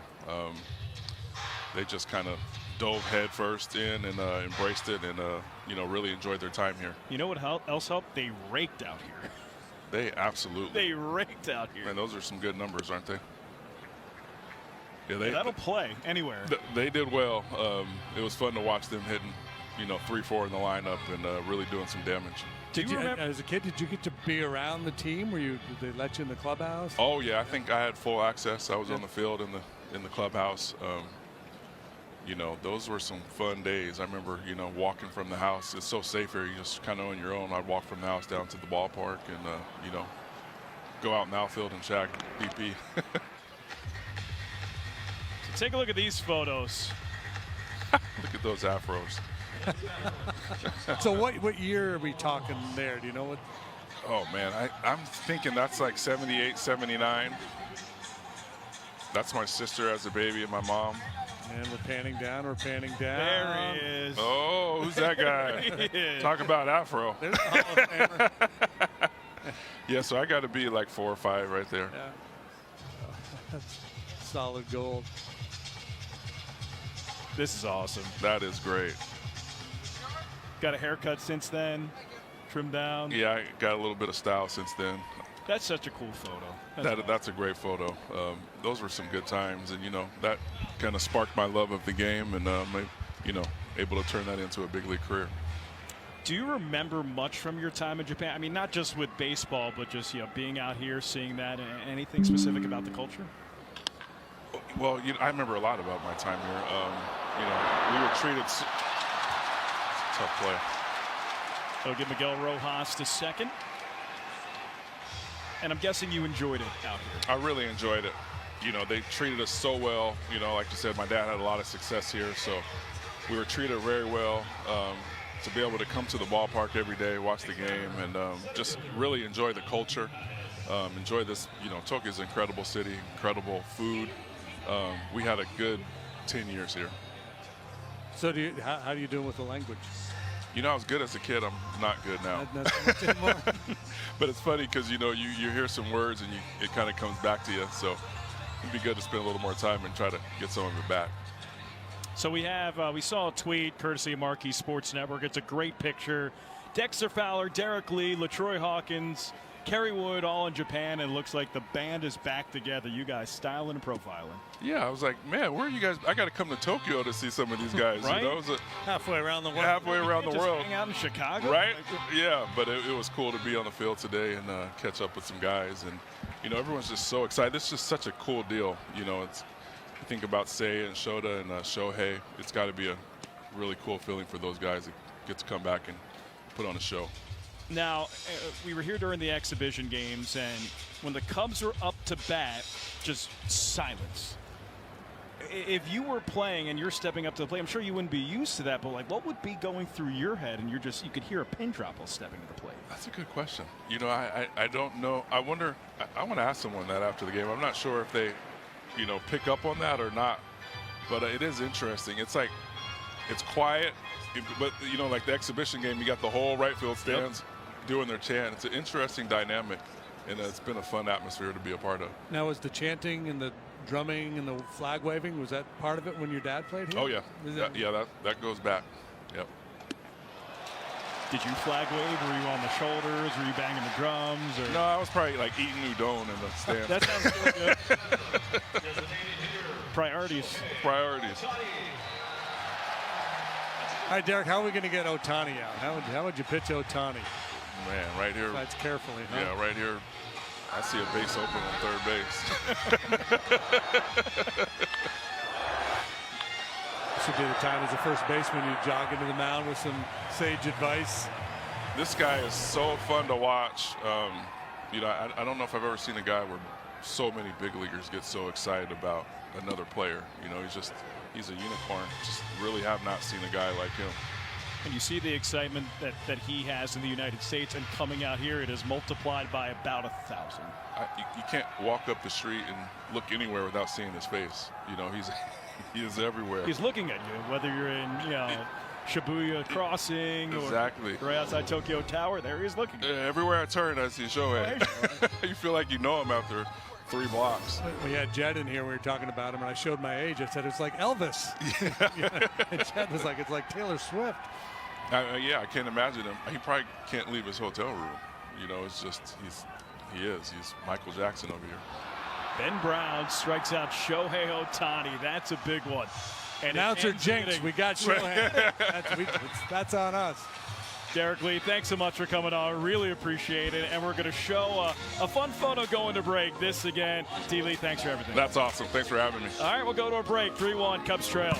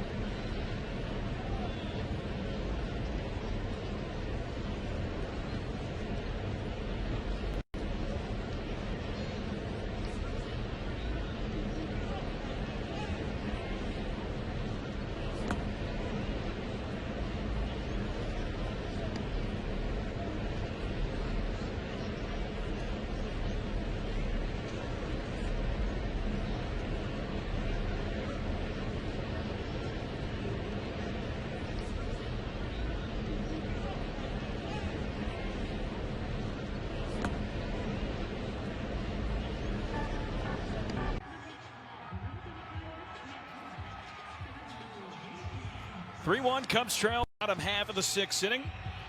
Anthony Banda, the new pitcher here for the Dodgers. Alex Cohen, Jim Deshaies here from the Tokyo Dome. Had some fun guests up here in the booth. Yes, next we'll be joined by Joan Embry from the San Diego Zoo. Show some koala bears. One of a handful, literally a handful. They got 5 lefties in the bullpen to the Dodgers, and Anthony Banda coming off a solid season where he posted an ERA in the low 3s. Sends that one up there at 96. Also features slider and a change. Says so far 0 for 2. And he fouls it back through the screen into the seats. Do you like the warning there? Watch out for foul balls after the foul balls. Please continue to watch out for foul balls. And I think a buzzer or some kind of a siren goes off too. That one nearly goes into the suite level. We talked about it during the exhibition games. In the lowest level, down at field level, those seats down the line, they put helmets underneath the chairs and they encourage people to wear helmets in that section. Taylor McGregor wore one. Do you think she took it back? Put it in the carry-on? Could be a souvenir. She could be taking it home. And we had a great shot of Tom Ricketts and Eddie Vedder with their helmets on. That is a trio right there. Tom Ricketts, Eddie Vedder, and Taylor McGregor all wearing helmets. That's taken on the inside corner. It's a call, third strike. Speaking of T-Mac, where are you in the Tokyo Dome right now?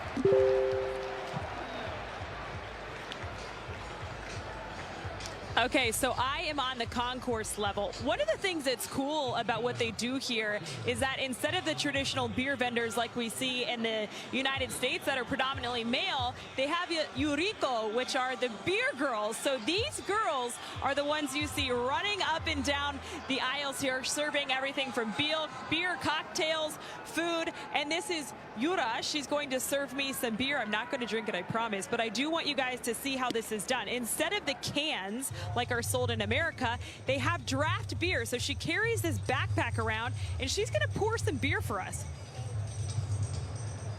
Look at that. It's like a mini keg in her backpack. And then she serves me up a nice beer. Urika is what they're called. Great job. It's a great pour. I mean, I think they're onto something here. Draft beer straight to the stands. Bring it to Wrigley. Arigato. Kyle Tucker flies out. Yeah, we all need the beer backpack. How do we survive this long without it? That's a good pour too. Frosty beverage.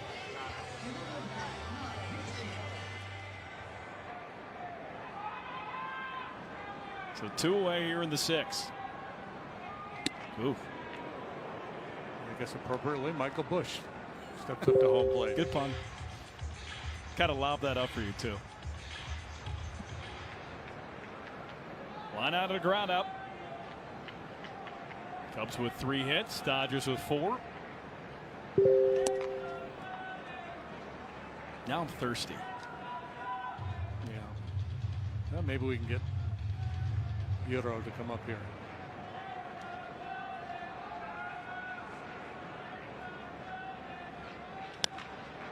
Pop up for Bush. Shallow center. Pages makes the catch. Ends the inning. Cubs go down scoreless. Anthony Banda scoreless frame. Cubs trail 3-1.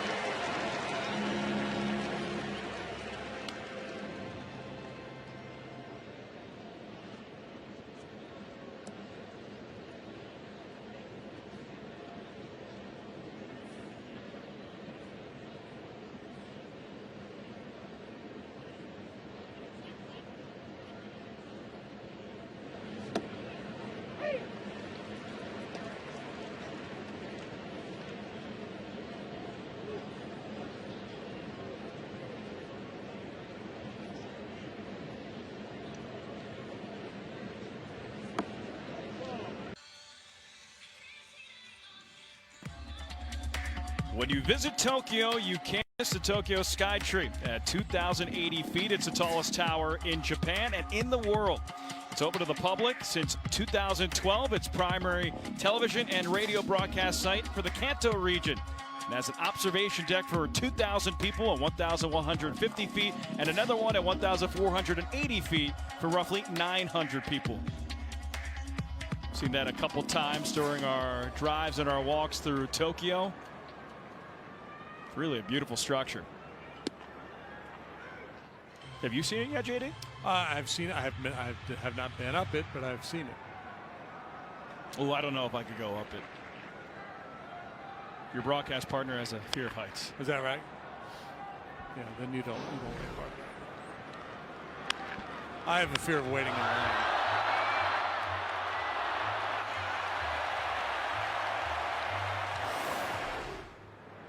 I understand that fear.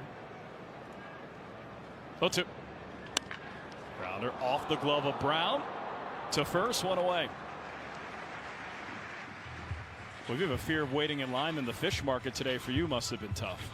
It was jammed over there. That's another very interesting attraction here in Tokyo. The fish market, a lot of vendors and a lot of fish. Smell that, Marv? Smells like money. Smells like fish, Harry.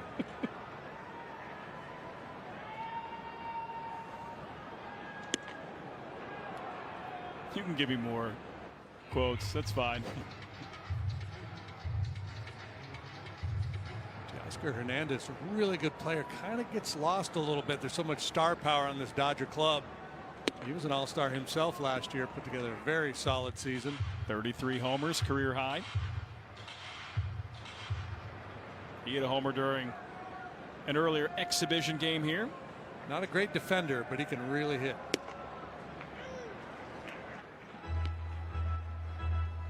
And you talk about players that have hit at every level and every place, and that's the book on Matt Shaw. I think you can write that same book about Teoscar Hernandez. He hits it in the air to center, but PCA trots in and he makes the catch.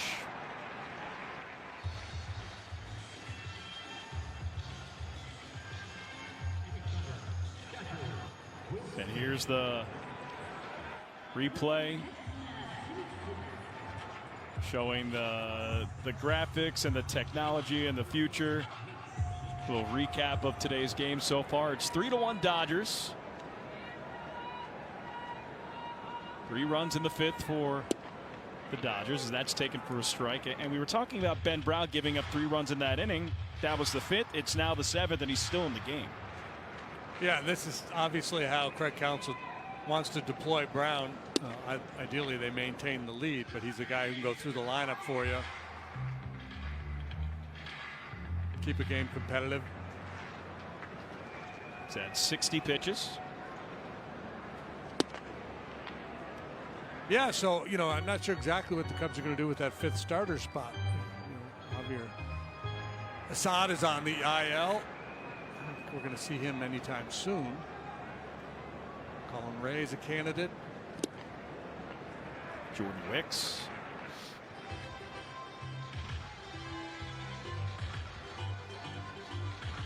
Roster moves made today. Javier Assad placed on the injured list. Matt Shaw obviously making his big league debut, so on the 40-man roster, and Keegan Thompson designated for assignment.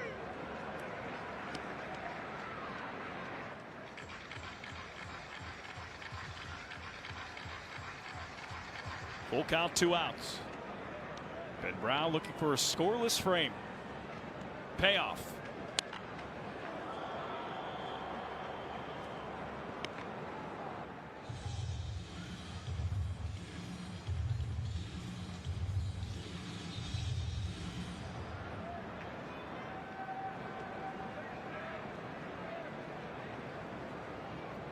Payoff pitch.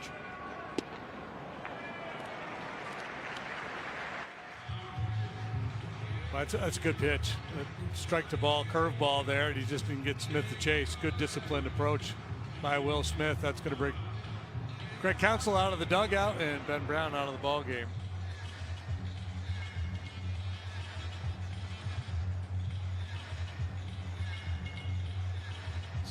Ben Brown taken out. This pitching change is brought to you by Lakeside Bank. Lakeside Bank, it's about time. New pitcher coming in for the Cubs.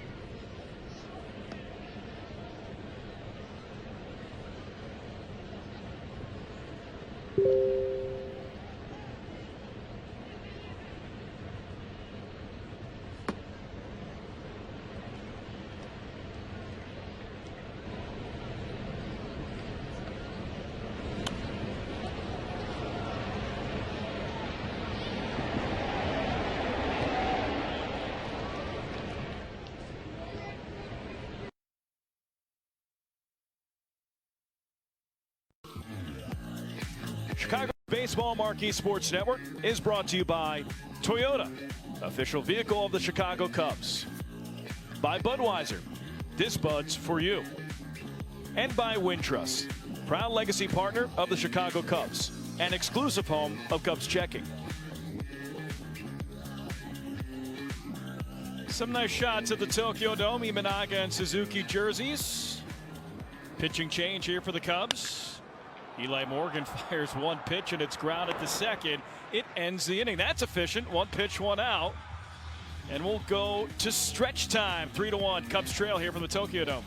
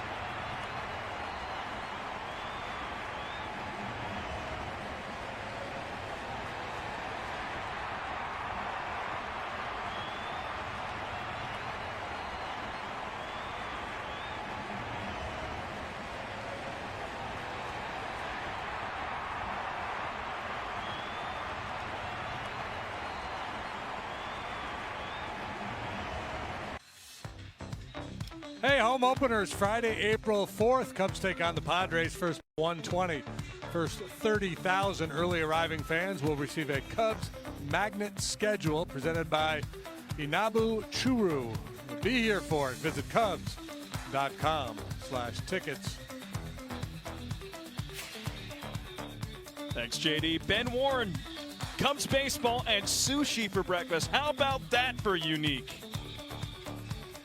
At Watch Marquee, at Cubs, #Watch Marquee. That looks delicious. I had sushi for breakfast this morning, too. Went to the fish market. Yeah, you did. 9:12 a.m. That's a great spread. I like the theme. I like the idea of doing this breakfast sushi, watching the game from Japan. Could be a thing. Ben Kasparius is on for the Dodgers now. The hard-throwing right-hander appeared in 3 games during the regular season for the Dodgers last year. Also worked in the post, 8 1/3 and a 2.16 ERA.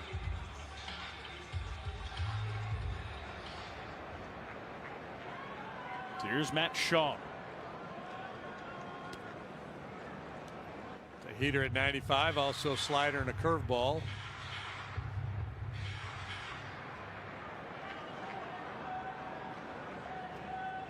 One-0 delivery. Popped up, shallow right. Catch made. Nice range from Tommy Edman. 1 up, 1 down here in the 7th.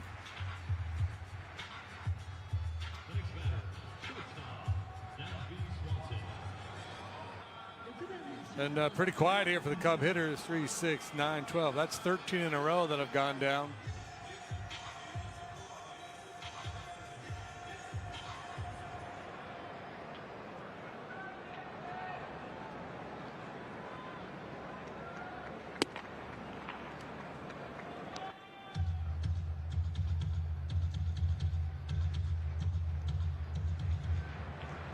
One over to Dansby.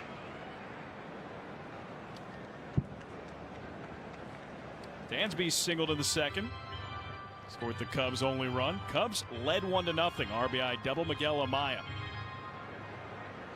Now trail 3-1.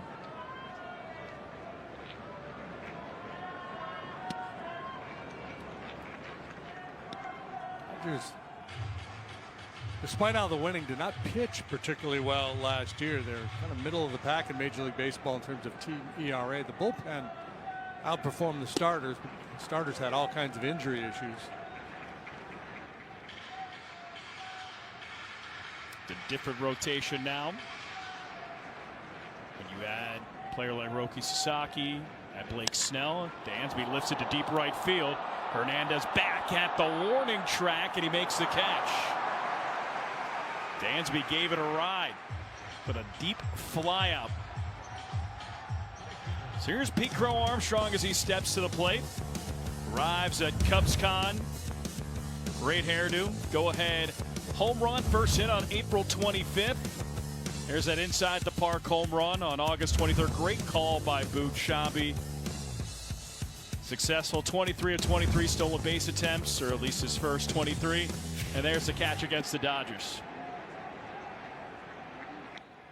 Yeah, he put on a clinic defensively in that series out in LA.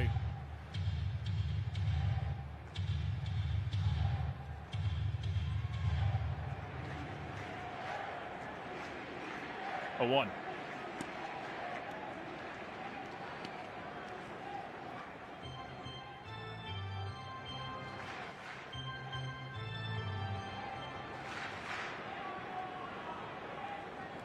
One delivery. Slide foul. All right, Elmo. Good afternoon from Finland. Let's get a rally going. So global. Yeah, we need to put up a map of the world and put pins from everybody that we've heard from. 1-2 delivery.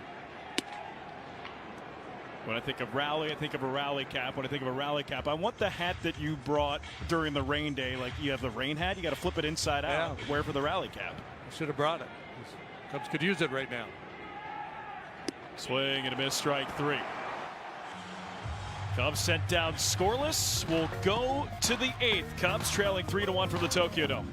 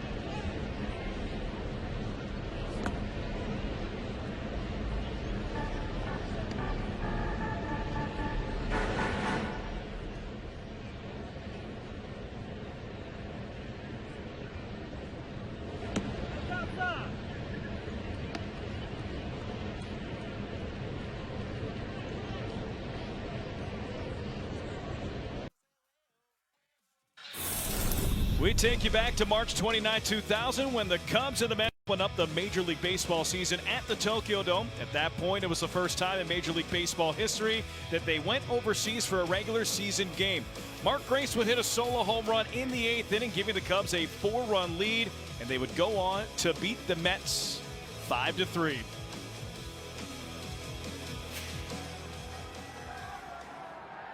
So Eli Morgan delivers.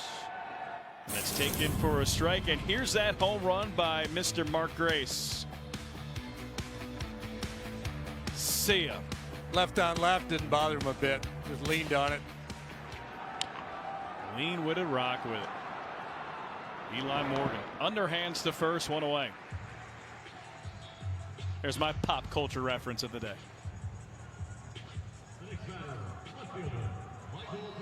Here's Michael Conforto. Remember, Conforto, a late addition to this Dodger lineup. It was supposed to be Freddie Freeman in the lineup. He got scratched. Conforto, who was off against the lefty Imanaga, came in to start it, and the Dodgers shuffled some things around defensively. It's a good changeup from Morgan. That's his signature pitch. Cubs acquired him in a trade with the Guardians back in November.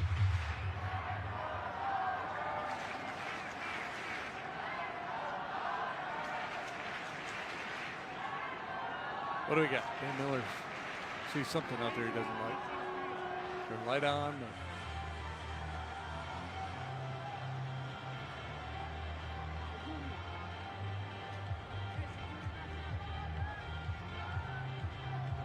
There's a minor league outfielder, Alfonso Rosario, that the Cubs traded to Cleveland to pick up Eli Morgan.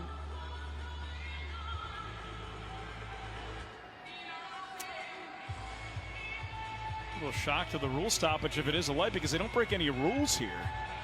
Yeah, I don't know what Craig Counsell wants to get an explanation, because he doesn't want to have anything impact his pitcher's rhythm here.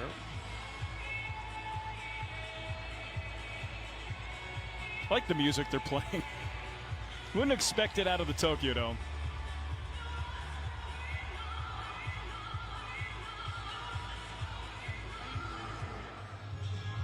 The pitch clock. Pitch clock is not working. I think the pitch clock is down. Technical difficulties here from the Tokyo Dome. Recapping today's game so far: Dodgers 3, Cubs 1. Cubs took a 1-0 lead. RBI double Miguel Amaya in the second. Dodgers scored 3 runs off of Ben Brown in the 5th. Shota Imanaga goes 4 innings, gives up no hits, no runs, and what's probably a very impactful start for Shota in regards to his big league career. Yeah, I would imagine he had a lot of adrenaline pumping here today, and opportunity to pitch here in his home country. Did a nice job. I'm not sure if it's just the pitch clock, because it seems like he'd just been able to tell somebody. Yeah. Stands. Laser pointer in the left field stands. The first boos that we've heard. So here's my thing. You saw the price of admission to get in here, right? Why do that and bring a laser pointer into the stands? I guess it's like fans who go on the field during the Super Bowl. I mean, that happens. It just seems like, you know, the cost-benefit analysis there isn't quite there for me.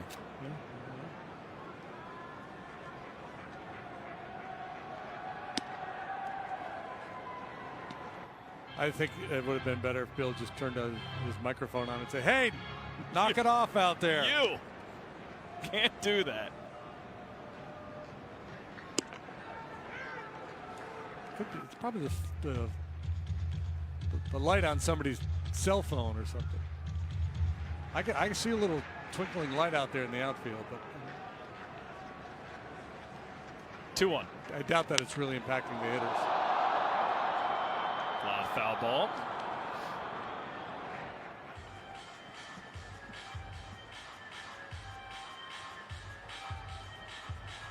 A hitter steps in there against Eli Morgan, especially a left-handed hitter, who's going to tell himself, stay back, respect that changeup.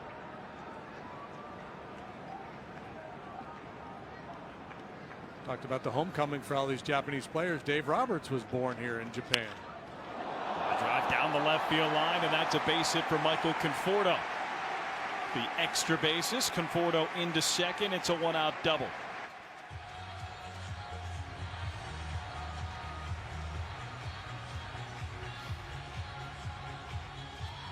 Yeah, let's take a little bit of a look at Dave Roberts, born in Okinawa.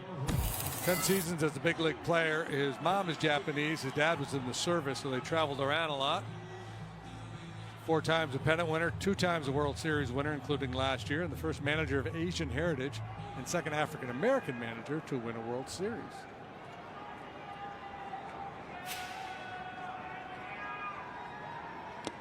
Rojas swings and misses.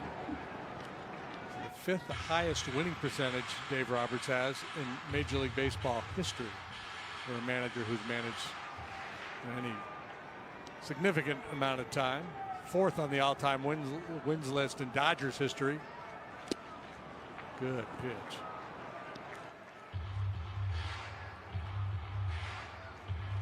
Will likely move his way up the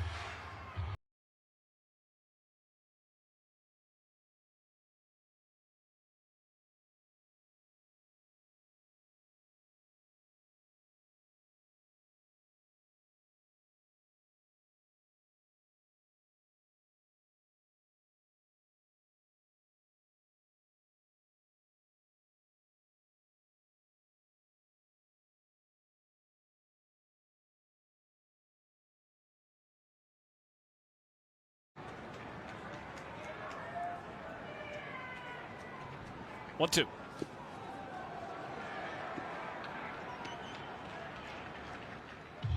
It's now time for the Intelligence Center, powered by CDW and AMD Eli Morgan. 2024 rates against MLB average last season, hard hit rate. So you can see average exit velocity underneath the Major League Baseball average, chase rate way up, 8% higher than average. Likely because of that signature changeup. Yeah, I would think a high percentage of his swings and misses come on the changeup.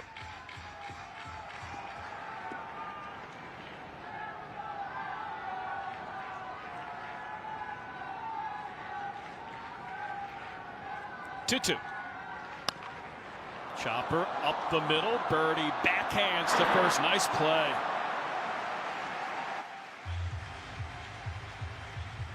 Yeah, that was one of those ground balls. It looks like there's an ugly hop coming. It looked like that was going to be trouble, and Birdie made a real nice play on it. Kind of a little bit of a short hop, and then leaves his feet to make an accurate throw. There's the animation. So runner at third, 2 outs. Top 8, 3-1 Cubs trail. Pages up. Changeup taken for a strike.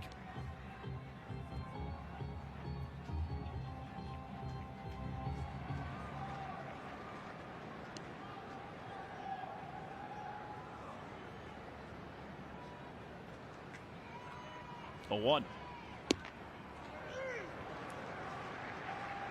So you look at the Cubs right now. See a lot of the Dodgers over the next month. Talked about it with Jed Hoyer that they'll finish their season series against the Dodgers on April 23rd. These 2 games count as home games for the Cubs. Then you have 3 on the road in Chavez Ravine, April 11th to the 13th, and then the 22nd and 23rd at Wrigley Field. And during this series, you won't see Tyler Glasnow, you won't see Blake Snell, you won't see Mookie Betts, and you may not see Freddie Freeman. 1-2.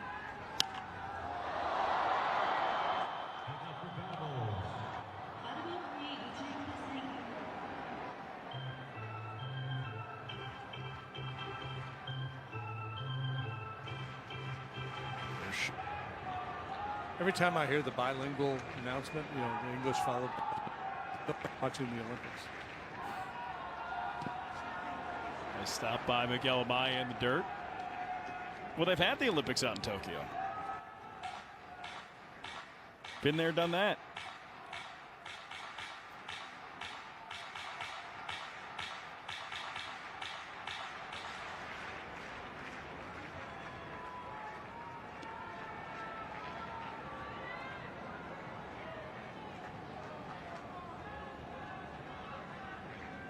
Eli Morgan. Andy Pages. 2-2 delivery.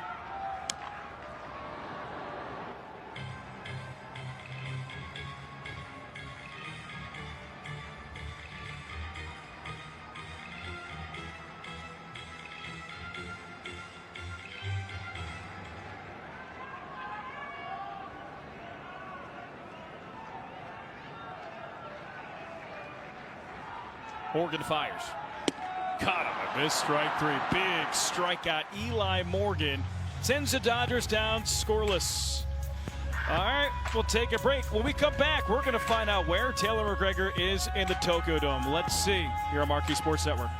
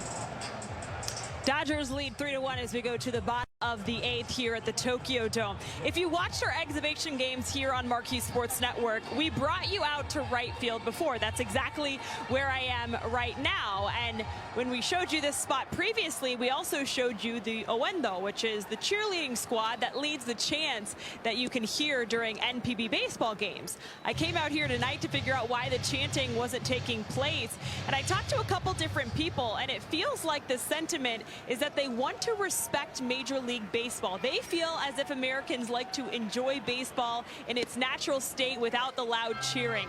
They said us Americans like to hear the sound of baseball, so they want to respect that, which is why they're not cheering out here tonight, guys. Taylor, tell them to go ahead and feel free to chant. Tell them we like the chanting. I have, but You're I not think buying it? just to bring this full circle, if there's one word I would use to describe the Japanese people, it's respectful. That's everywhere we've gone. They just lead their lives with so much respect. And so I'm really not surprised that that was the way they felt about enjoying baseball either, JD. Baez swings and misses strike three. Yeah, well, there's not a whole lot to chant about anyway from the Cubs' perspective. The pitching performance by the Dodgers has been dominant.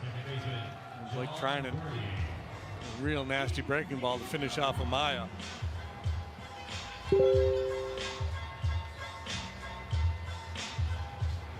Cubs got their run in the second. They've been scoreless since.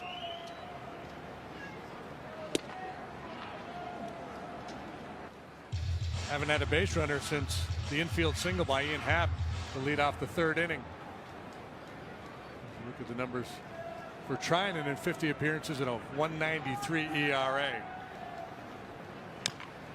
They've added Tanner Scott to the bullpen, Kirby Yates as well. So they've got three guys right there with significant experience finishing off ball games, pitching in high leverage situations.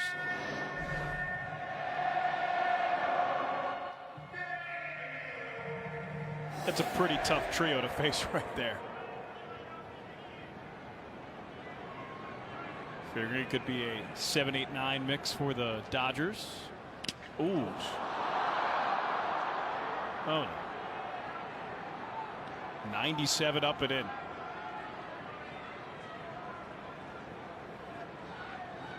John Birdie, who spent a significant amount of time on the injured list in 2024,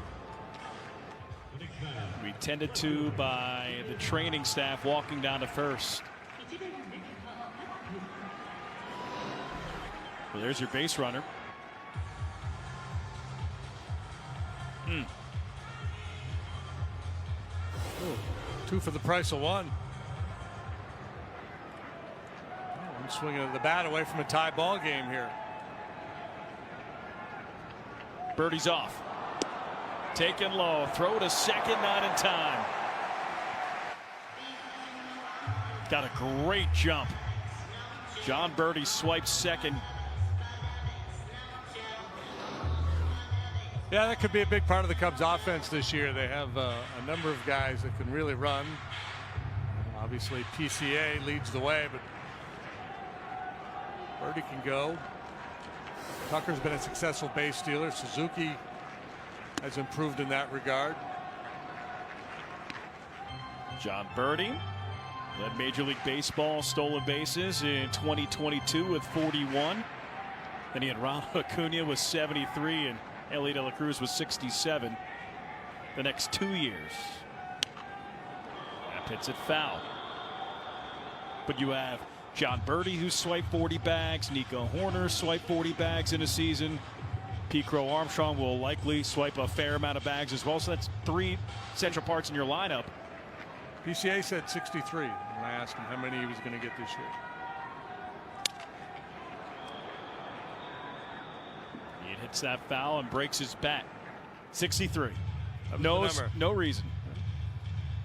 Yeah, he didn't pick a round number. I just said, what do you think? What's the over under? How many bags you going to get? He said 63. Was it with any hesitation or no? Oh wow.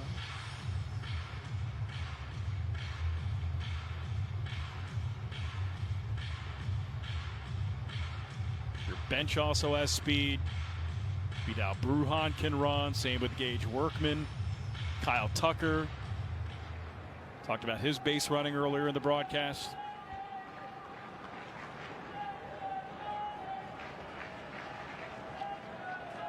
One, two to hat. Swing and a miss, strike 3.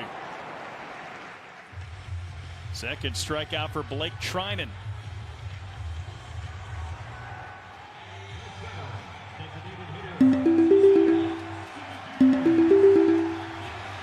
Here you go, Sam. Here's an opportunity to do something heroic in front of the home folks. Potential game-tying run at the plate.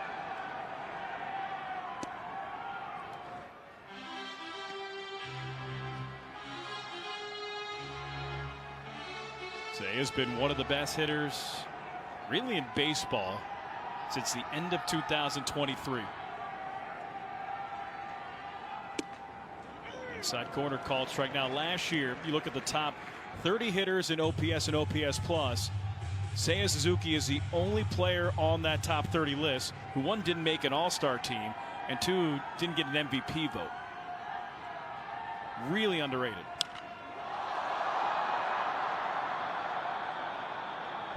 So you look at the OPS leaders, you see Judge, Ohtani, Soto, Ozuna, Alvarez, Bobby Witt Jr., guy by the name of Kyle Tucker, Bryce Harper, Mookie Betts, and then there's Seiya.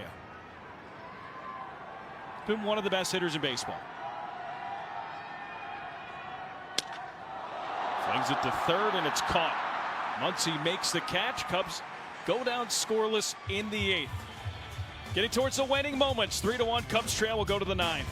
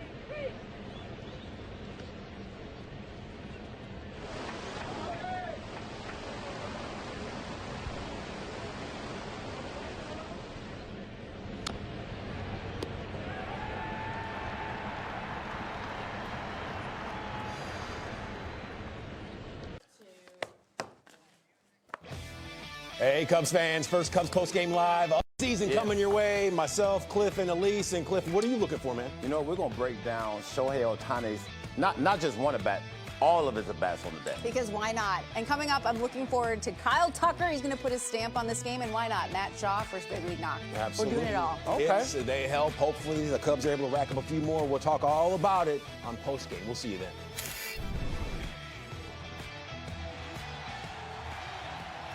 Cole, Cliff, Elise, thanks so much, guys. And here for the Cubs, it is former Dodger Ryan Brazier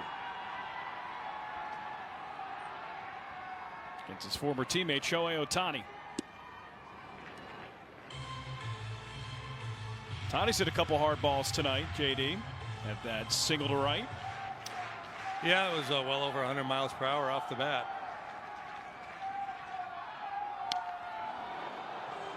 Look out. Hits the screen. If not, it's hitting JD's iPad. Doesn't get cheated, does he? I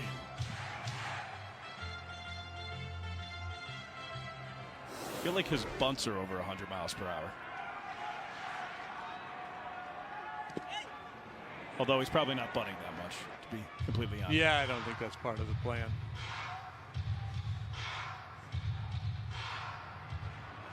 I think it just speaks to the depth of the Dodger lineup that they have him in the leadoff spot. A guy who hit 54 home runs. Oof. So you're basically saying 162 game schedule. Say he played every day. There's 162 at bats where he's going to come up to hit. There's zero chance of anybody being on base. He drove in 130 last year.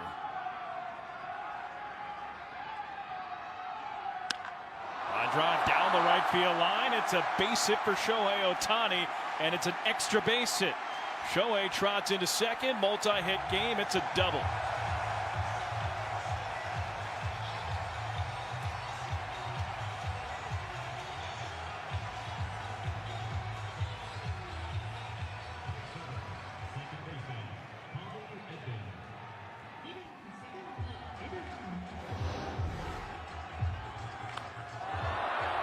Brazier's going to have to pitch around this leadoff double by Ohtani. Went down and got that breaking ball and just rifled it into the right field corner.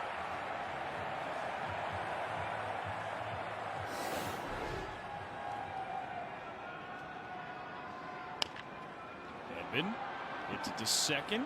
Birdie to first, one away. But Ohtani to third. All right, time for our game summary, and it's brought to you by Wintrust. Dodgers leading 3-1, top of the ninth. Shota Imanaga, 4 no-hit innings. Walked 4, but he worked around all 4 walks, struck out 2. Dodgers bullpen, 3 no-hit scoreless innings with 4 strikeouts. Just 1 hit by pitch. That's it.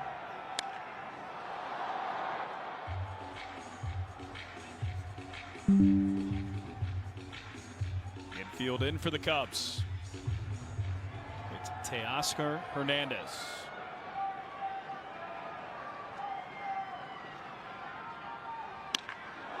Line drive to left and a base hit. Ohtani scores. Hernandez RBI single. It's 4-1 Dodgers here in the ninth.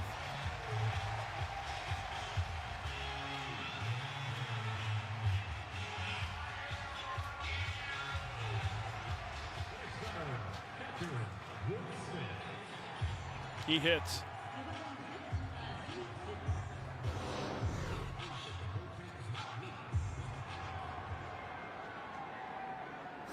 He's trying to run a fastball in on him, and he was able to cut it off. He's capable of stealing a bag too, so make sure you keep an eye on him down there at first base. Life is good for Shohei Ohtani. My goodness.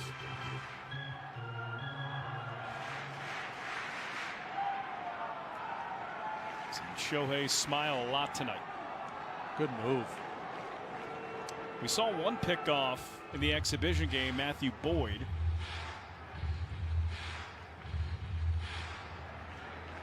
That one by Brazier tried to get Teoscar Hernandez.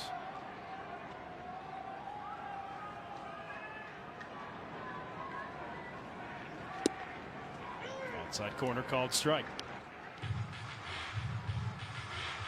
Dodgers in 2024, JD, 82-4 when leading entering the 9th inning.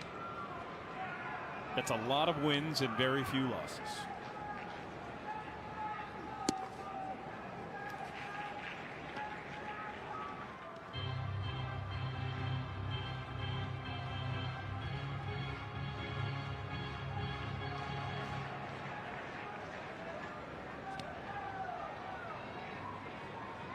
Two one. It's a strike.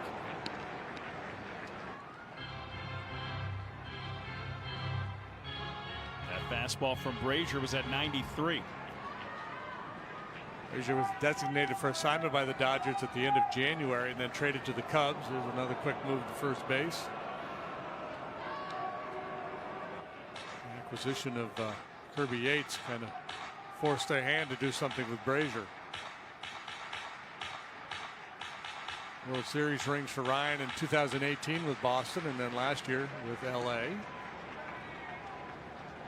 He was good last year for the Dodgers. He was great in 2023. Runners off, and it's a foul ball.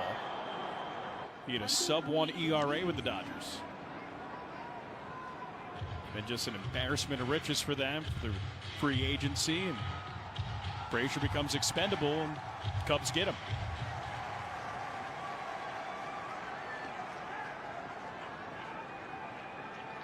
2-2.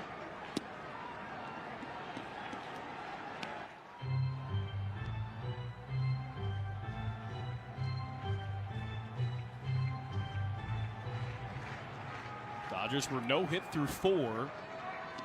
They now have 7 hits. 3-2. Runners off. And it's ball 4. Third walk for Will Smith tonight. He's been on base 4 times. And the 7th walk issued by the Cubs. Career high 4 from Shota. And Brown walked a couple, and now Brazier loses Smith. Shota walked 2 in the first. He only did that once last year, walked 2 guys in 1 inning.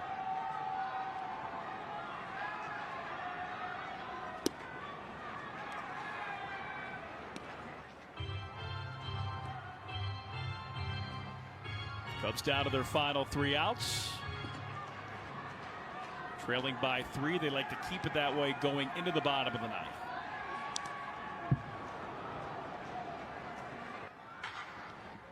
Who would you imagine we'll see in the 9th? Yates or Tanner Scott? I'm guessing Tanner Scott. I think it's a good guess.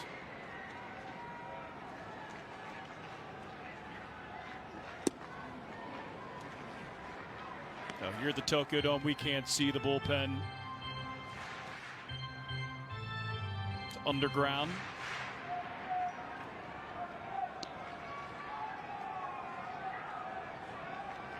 Two one. Popped up foul. There's a lot of space underneath the Tokyo Dome. We have gotten lost walking up here to the booth, getting lost in the various hallways. Well, it's a very confusing place to navigate. Yeah. Had a lot of extra steps in.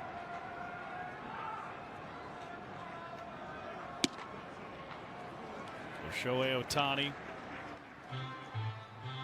Double and a run scored here in the 9th. He has 2 hits. Multi-hit game, and last year Shohei 61 multi-hit games. Tied for 2nd in baseball. It was Shohei at 61. Bobby Witt Jr. he was tied with, you know, who was number 1? In multi-hit games? Yes. I do, because I saw a preview of the graphics. So that would be cheating if I answered the question. Could have just lied to me.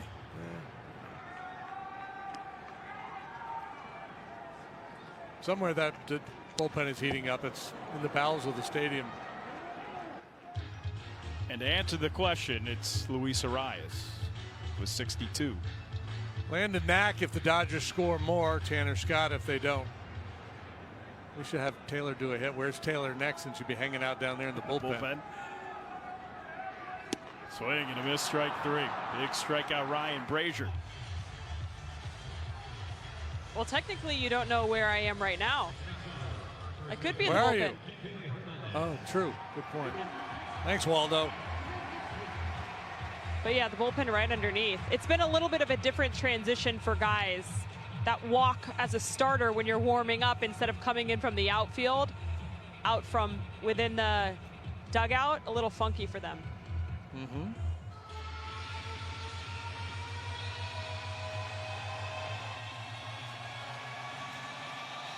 Crowd trying to get loud here at the Tokyo Dome. I think the loudest they were is when the cheerleaders were on top of the dugout. Did not expect them to be playing EDM music. That's a curveball. Tokyo, Japan never ceases to amaze. We're surprised. Swing and a miss.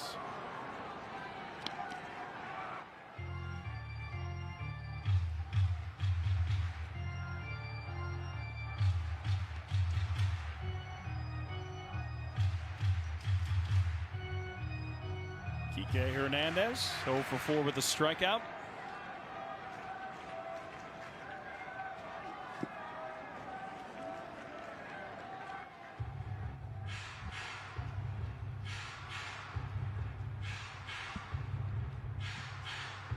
Justin Steele will go tomorrow for the Cubs. It's the young phenom Sasaki. Another wave and a miss. And they tout Sasaki as having, the best splitter in baseball. We saw a pretty devastating splitter tonight with Yoshinobu Yamamoto. Tough to beat that. Yeah, but apparently Sasaki's it's the biggest breaking splitter in the game, apparently. Gets to make his major league debut back in Japan. Sasaki, 23 years old. Game's #1 prospect.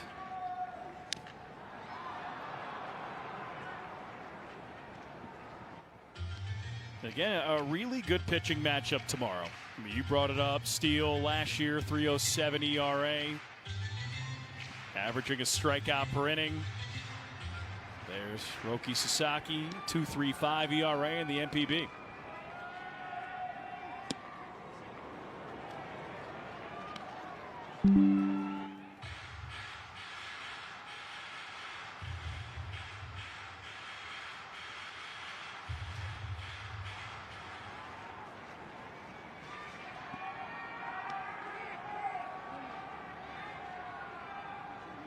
Timeout called. Looks like Bill Miller telling Ryan Brazier to Buckeyes. There's Matt Wing watching Cubs baseball. Before the school bus gets here, well, you have to do that tomorrow too. Pop up to right. Kyle Tucker, long run. Michael Bush makes the catch, and it ends the inning. Last chance coming up for the Cubs, and that means Kyle Tucker comes to the plate. Cubs down by 3. It's a 4-1 game as we go to the bottom of the 9th from the Tokyo Dome.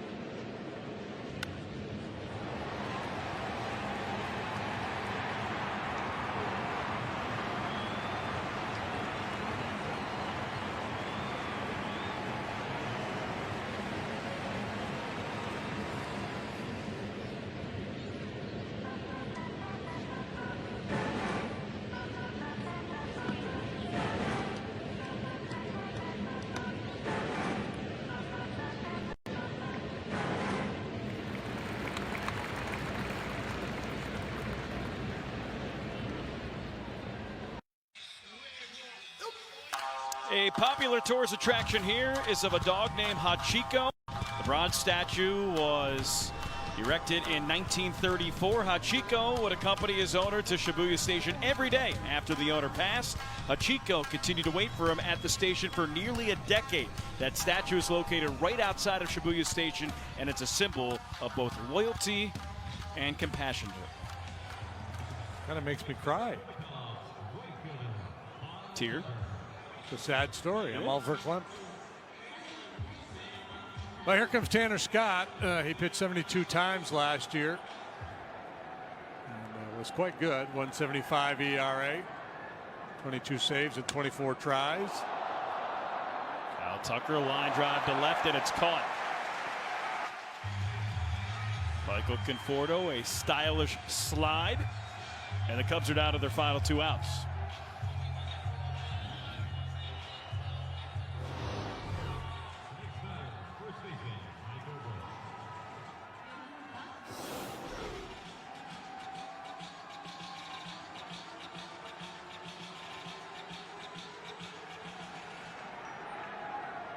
So Justin Turner comes in to pinch hit against his former team.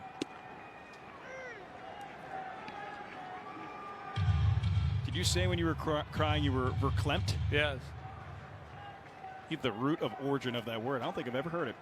Saturday Night Live. I have to look that up. It's an old bit, yeah. I'll come back with a written report tomorrow. That's what Google's for. That's what YouTube's for. Google Linda Richmond coffee talk. Okay.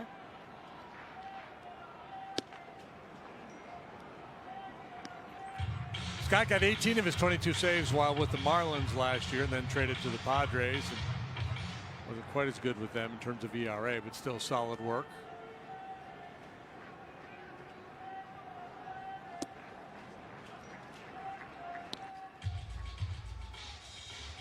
Justin Turner, first year with the Cubs. He's sitting on 198 big league home runs.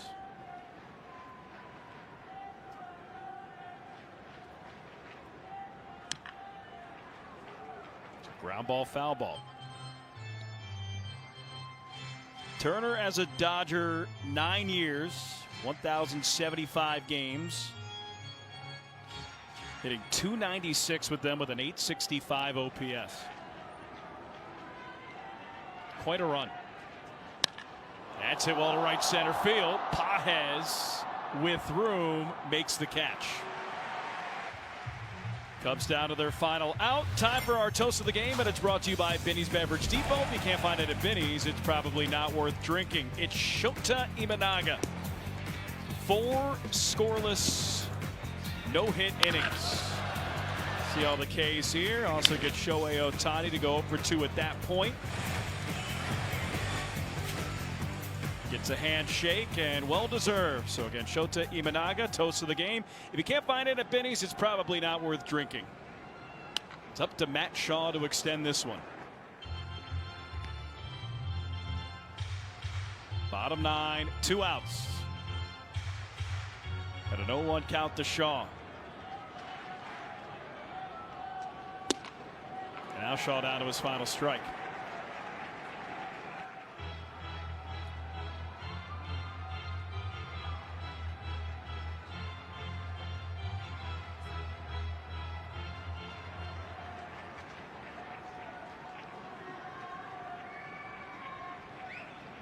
Scott delivers. Swing and a miss, strike 3. So final score here for the Tokyo Dome. Dodgers 4, Cubs 1. The 2025 regular season is underway. Game number 1 finish, but unfortunately Cubs on the wrong side of it. Well, just a dominant pitching performance from the Dodgers here tonight. It started with the starter Yamamoto. He was brilliant, and the guys in the bullpen came out behind him and gave up nada. The Cubs had 1 base runner after the 3rd inning, and that was when John Birdie was hit by a pitch in the 8th. So just tip your hat to the Dodgers pitching tonight. They were outstanding. So Dodgers shaking hands. There's Shohei Ohtani. And all right, that'll do it here from the Tokyo Dome. For Jim Deshaies, Taylor McGregor, our entire crew, I'm Alex Cohen. Thanks for watching Chicago Cubs baseball here on Marquee Sports Network. Unfortunately, your final score, it's the Los Angeles Dodgers 4 and the Chicago Cubs 1. Go back to bed, everybody. Tomorrow will be the final game here from the Tokyo Dome before the Cubs head back across the pond. Your scheduled starting pitchers tomorrow are Justin Steele for the Cubs and Roki Sasaki for the Dodgers. Join us back here tomorrow morning once again at 5 a.m. Central Time for the conclusion of the Tokyo Series. Have a great rest of your day, everybody, and we will see you tomorrow morning at 5 a.m. Goodbye, everybody.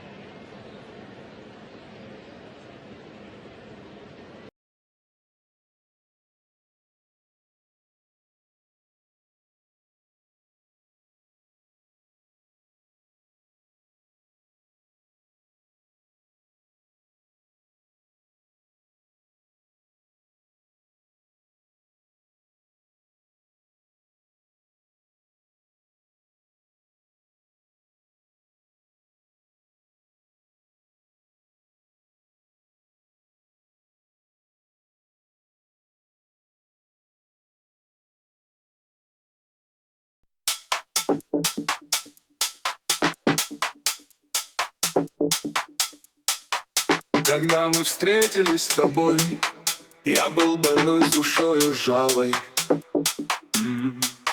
Сестра, осужденная судьбой, весь мир казался мне Варшавой. Я помню, днем я был поэт, а ночью призрак жизни вольной. Над черной вислый черный преп, так скучно, холодно и больно.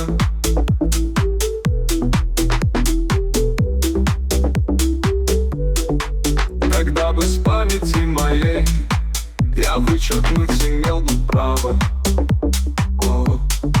Сырой притон тоски твоей и скуки мрачная Варшава. Лишь ты, сестра, твердила мне, своей волнующей тревогой о том, что мир жилище Бога, о холоде и об огне.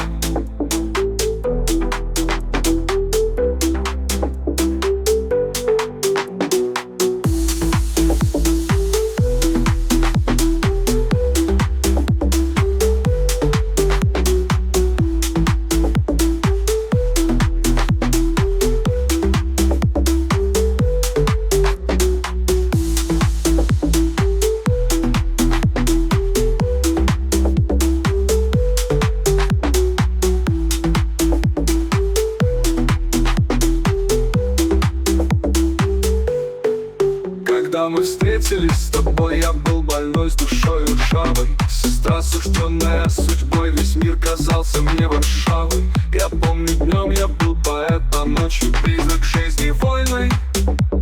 О, над черной Вислой черный бред, так скучно, холодно и больно. Когда бы с памяти моей я вычеркнуть имел бы право сырой притон тоски твоей и скуки мрачная Варшава.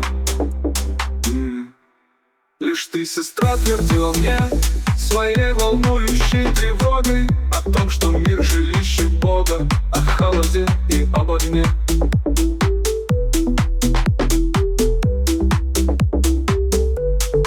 Лишь ты, сестра, твердила мне своей волнующей тревогой о том, что мир жилище Бога, о холоде и об огне.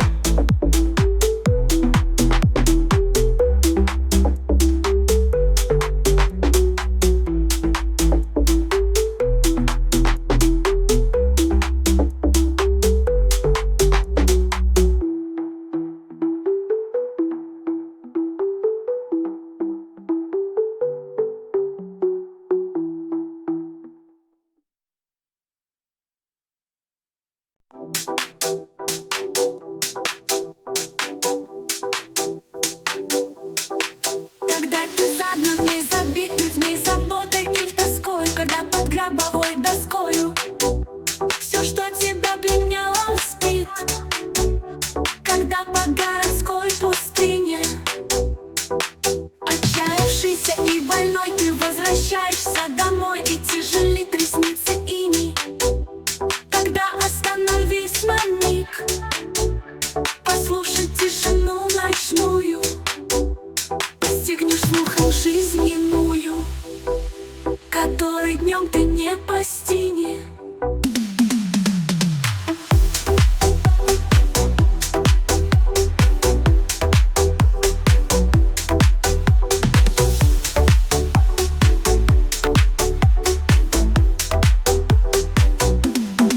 Когда ты загнан и забитый в ней заботой и тоскою, когда под гробовой доскою все, что тебя пленяло, спит. Когда по городской пустыне отчаявшийся и больной, ты возвращаешься домой.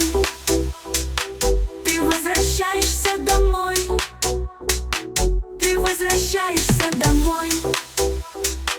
Ты возвращаешься домой. Когда под гробовой доской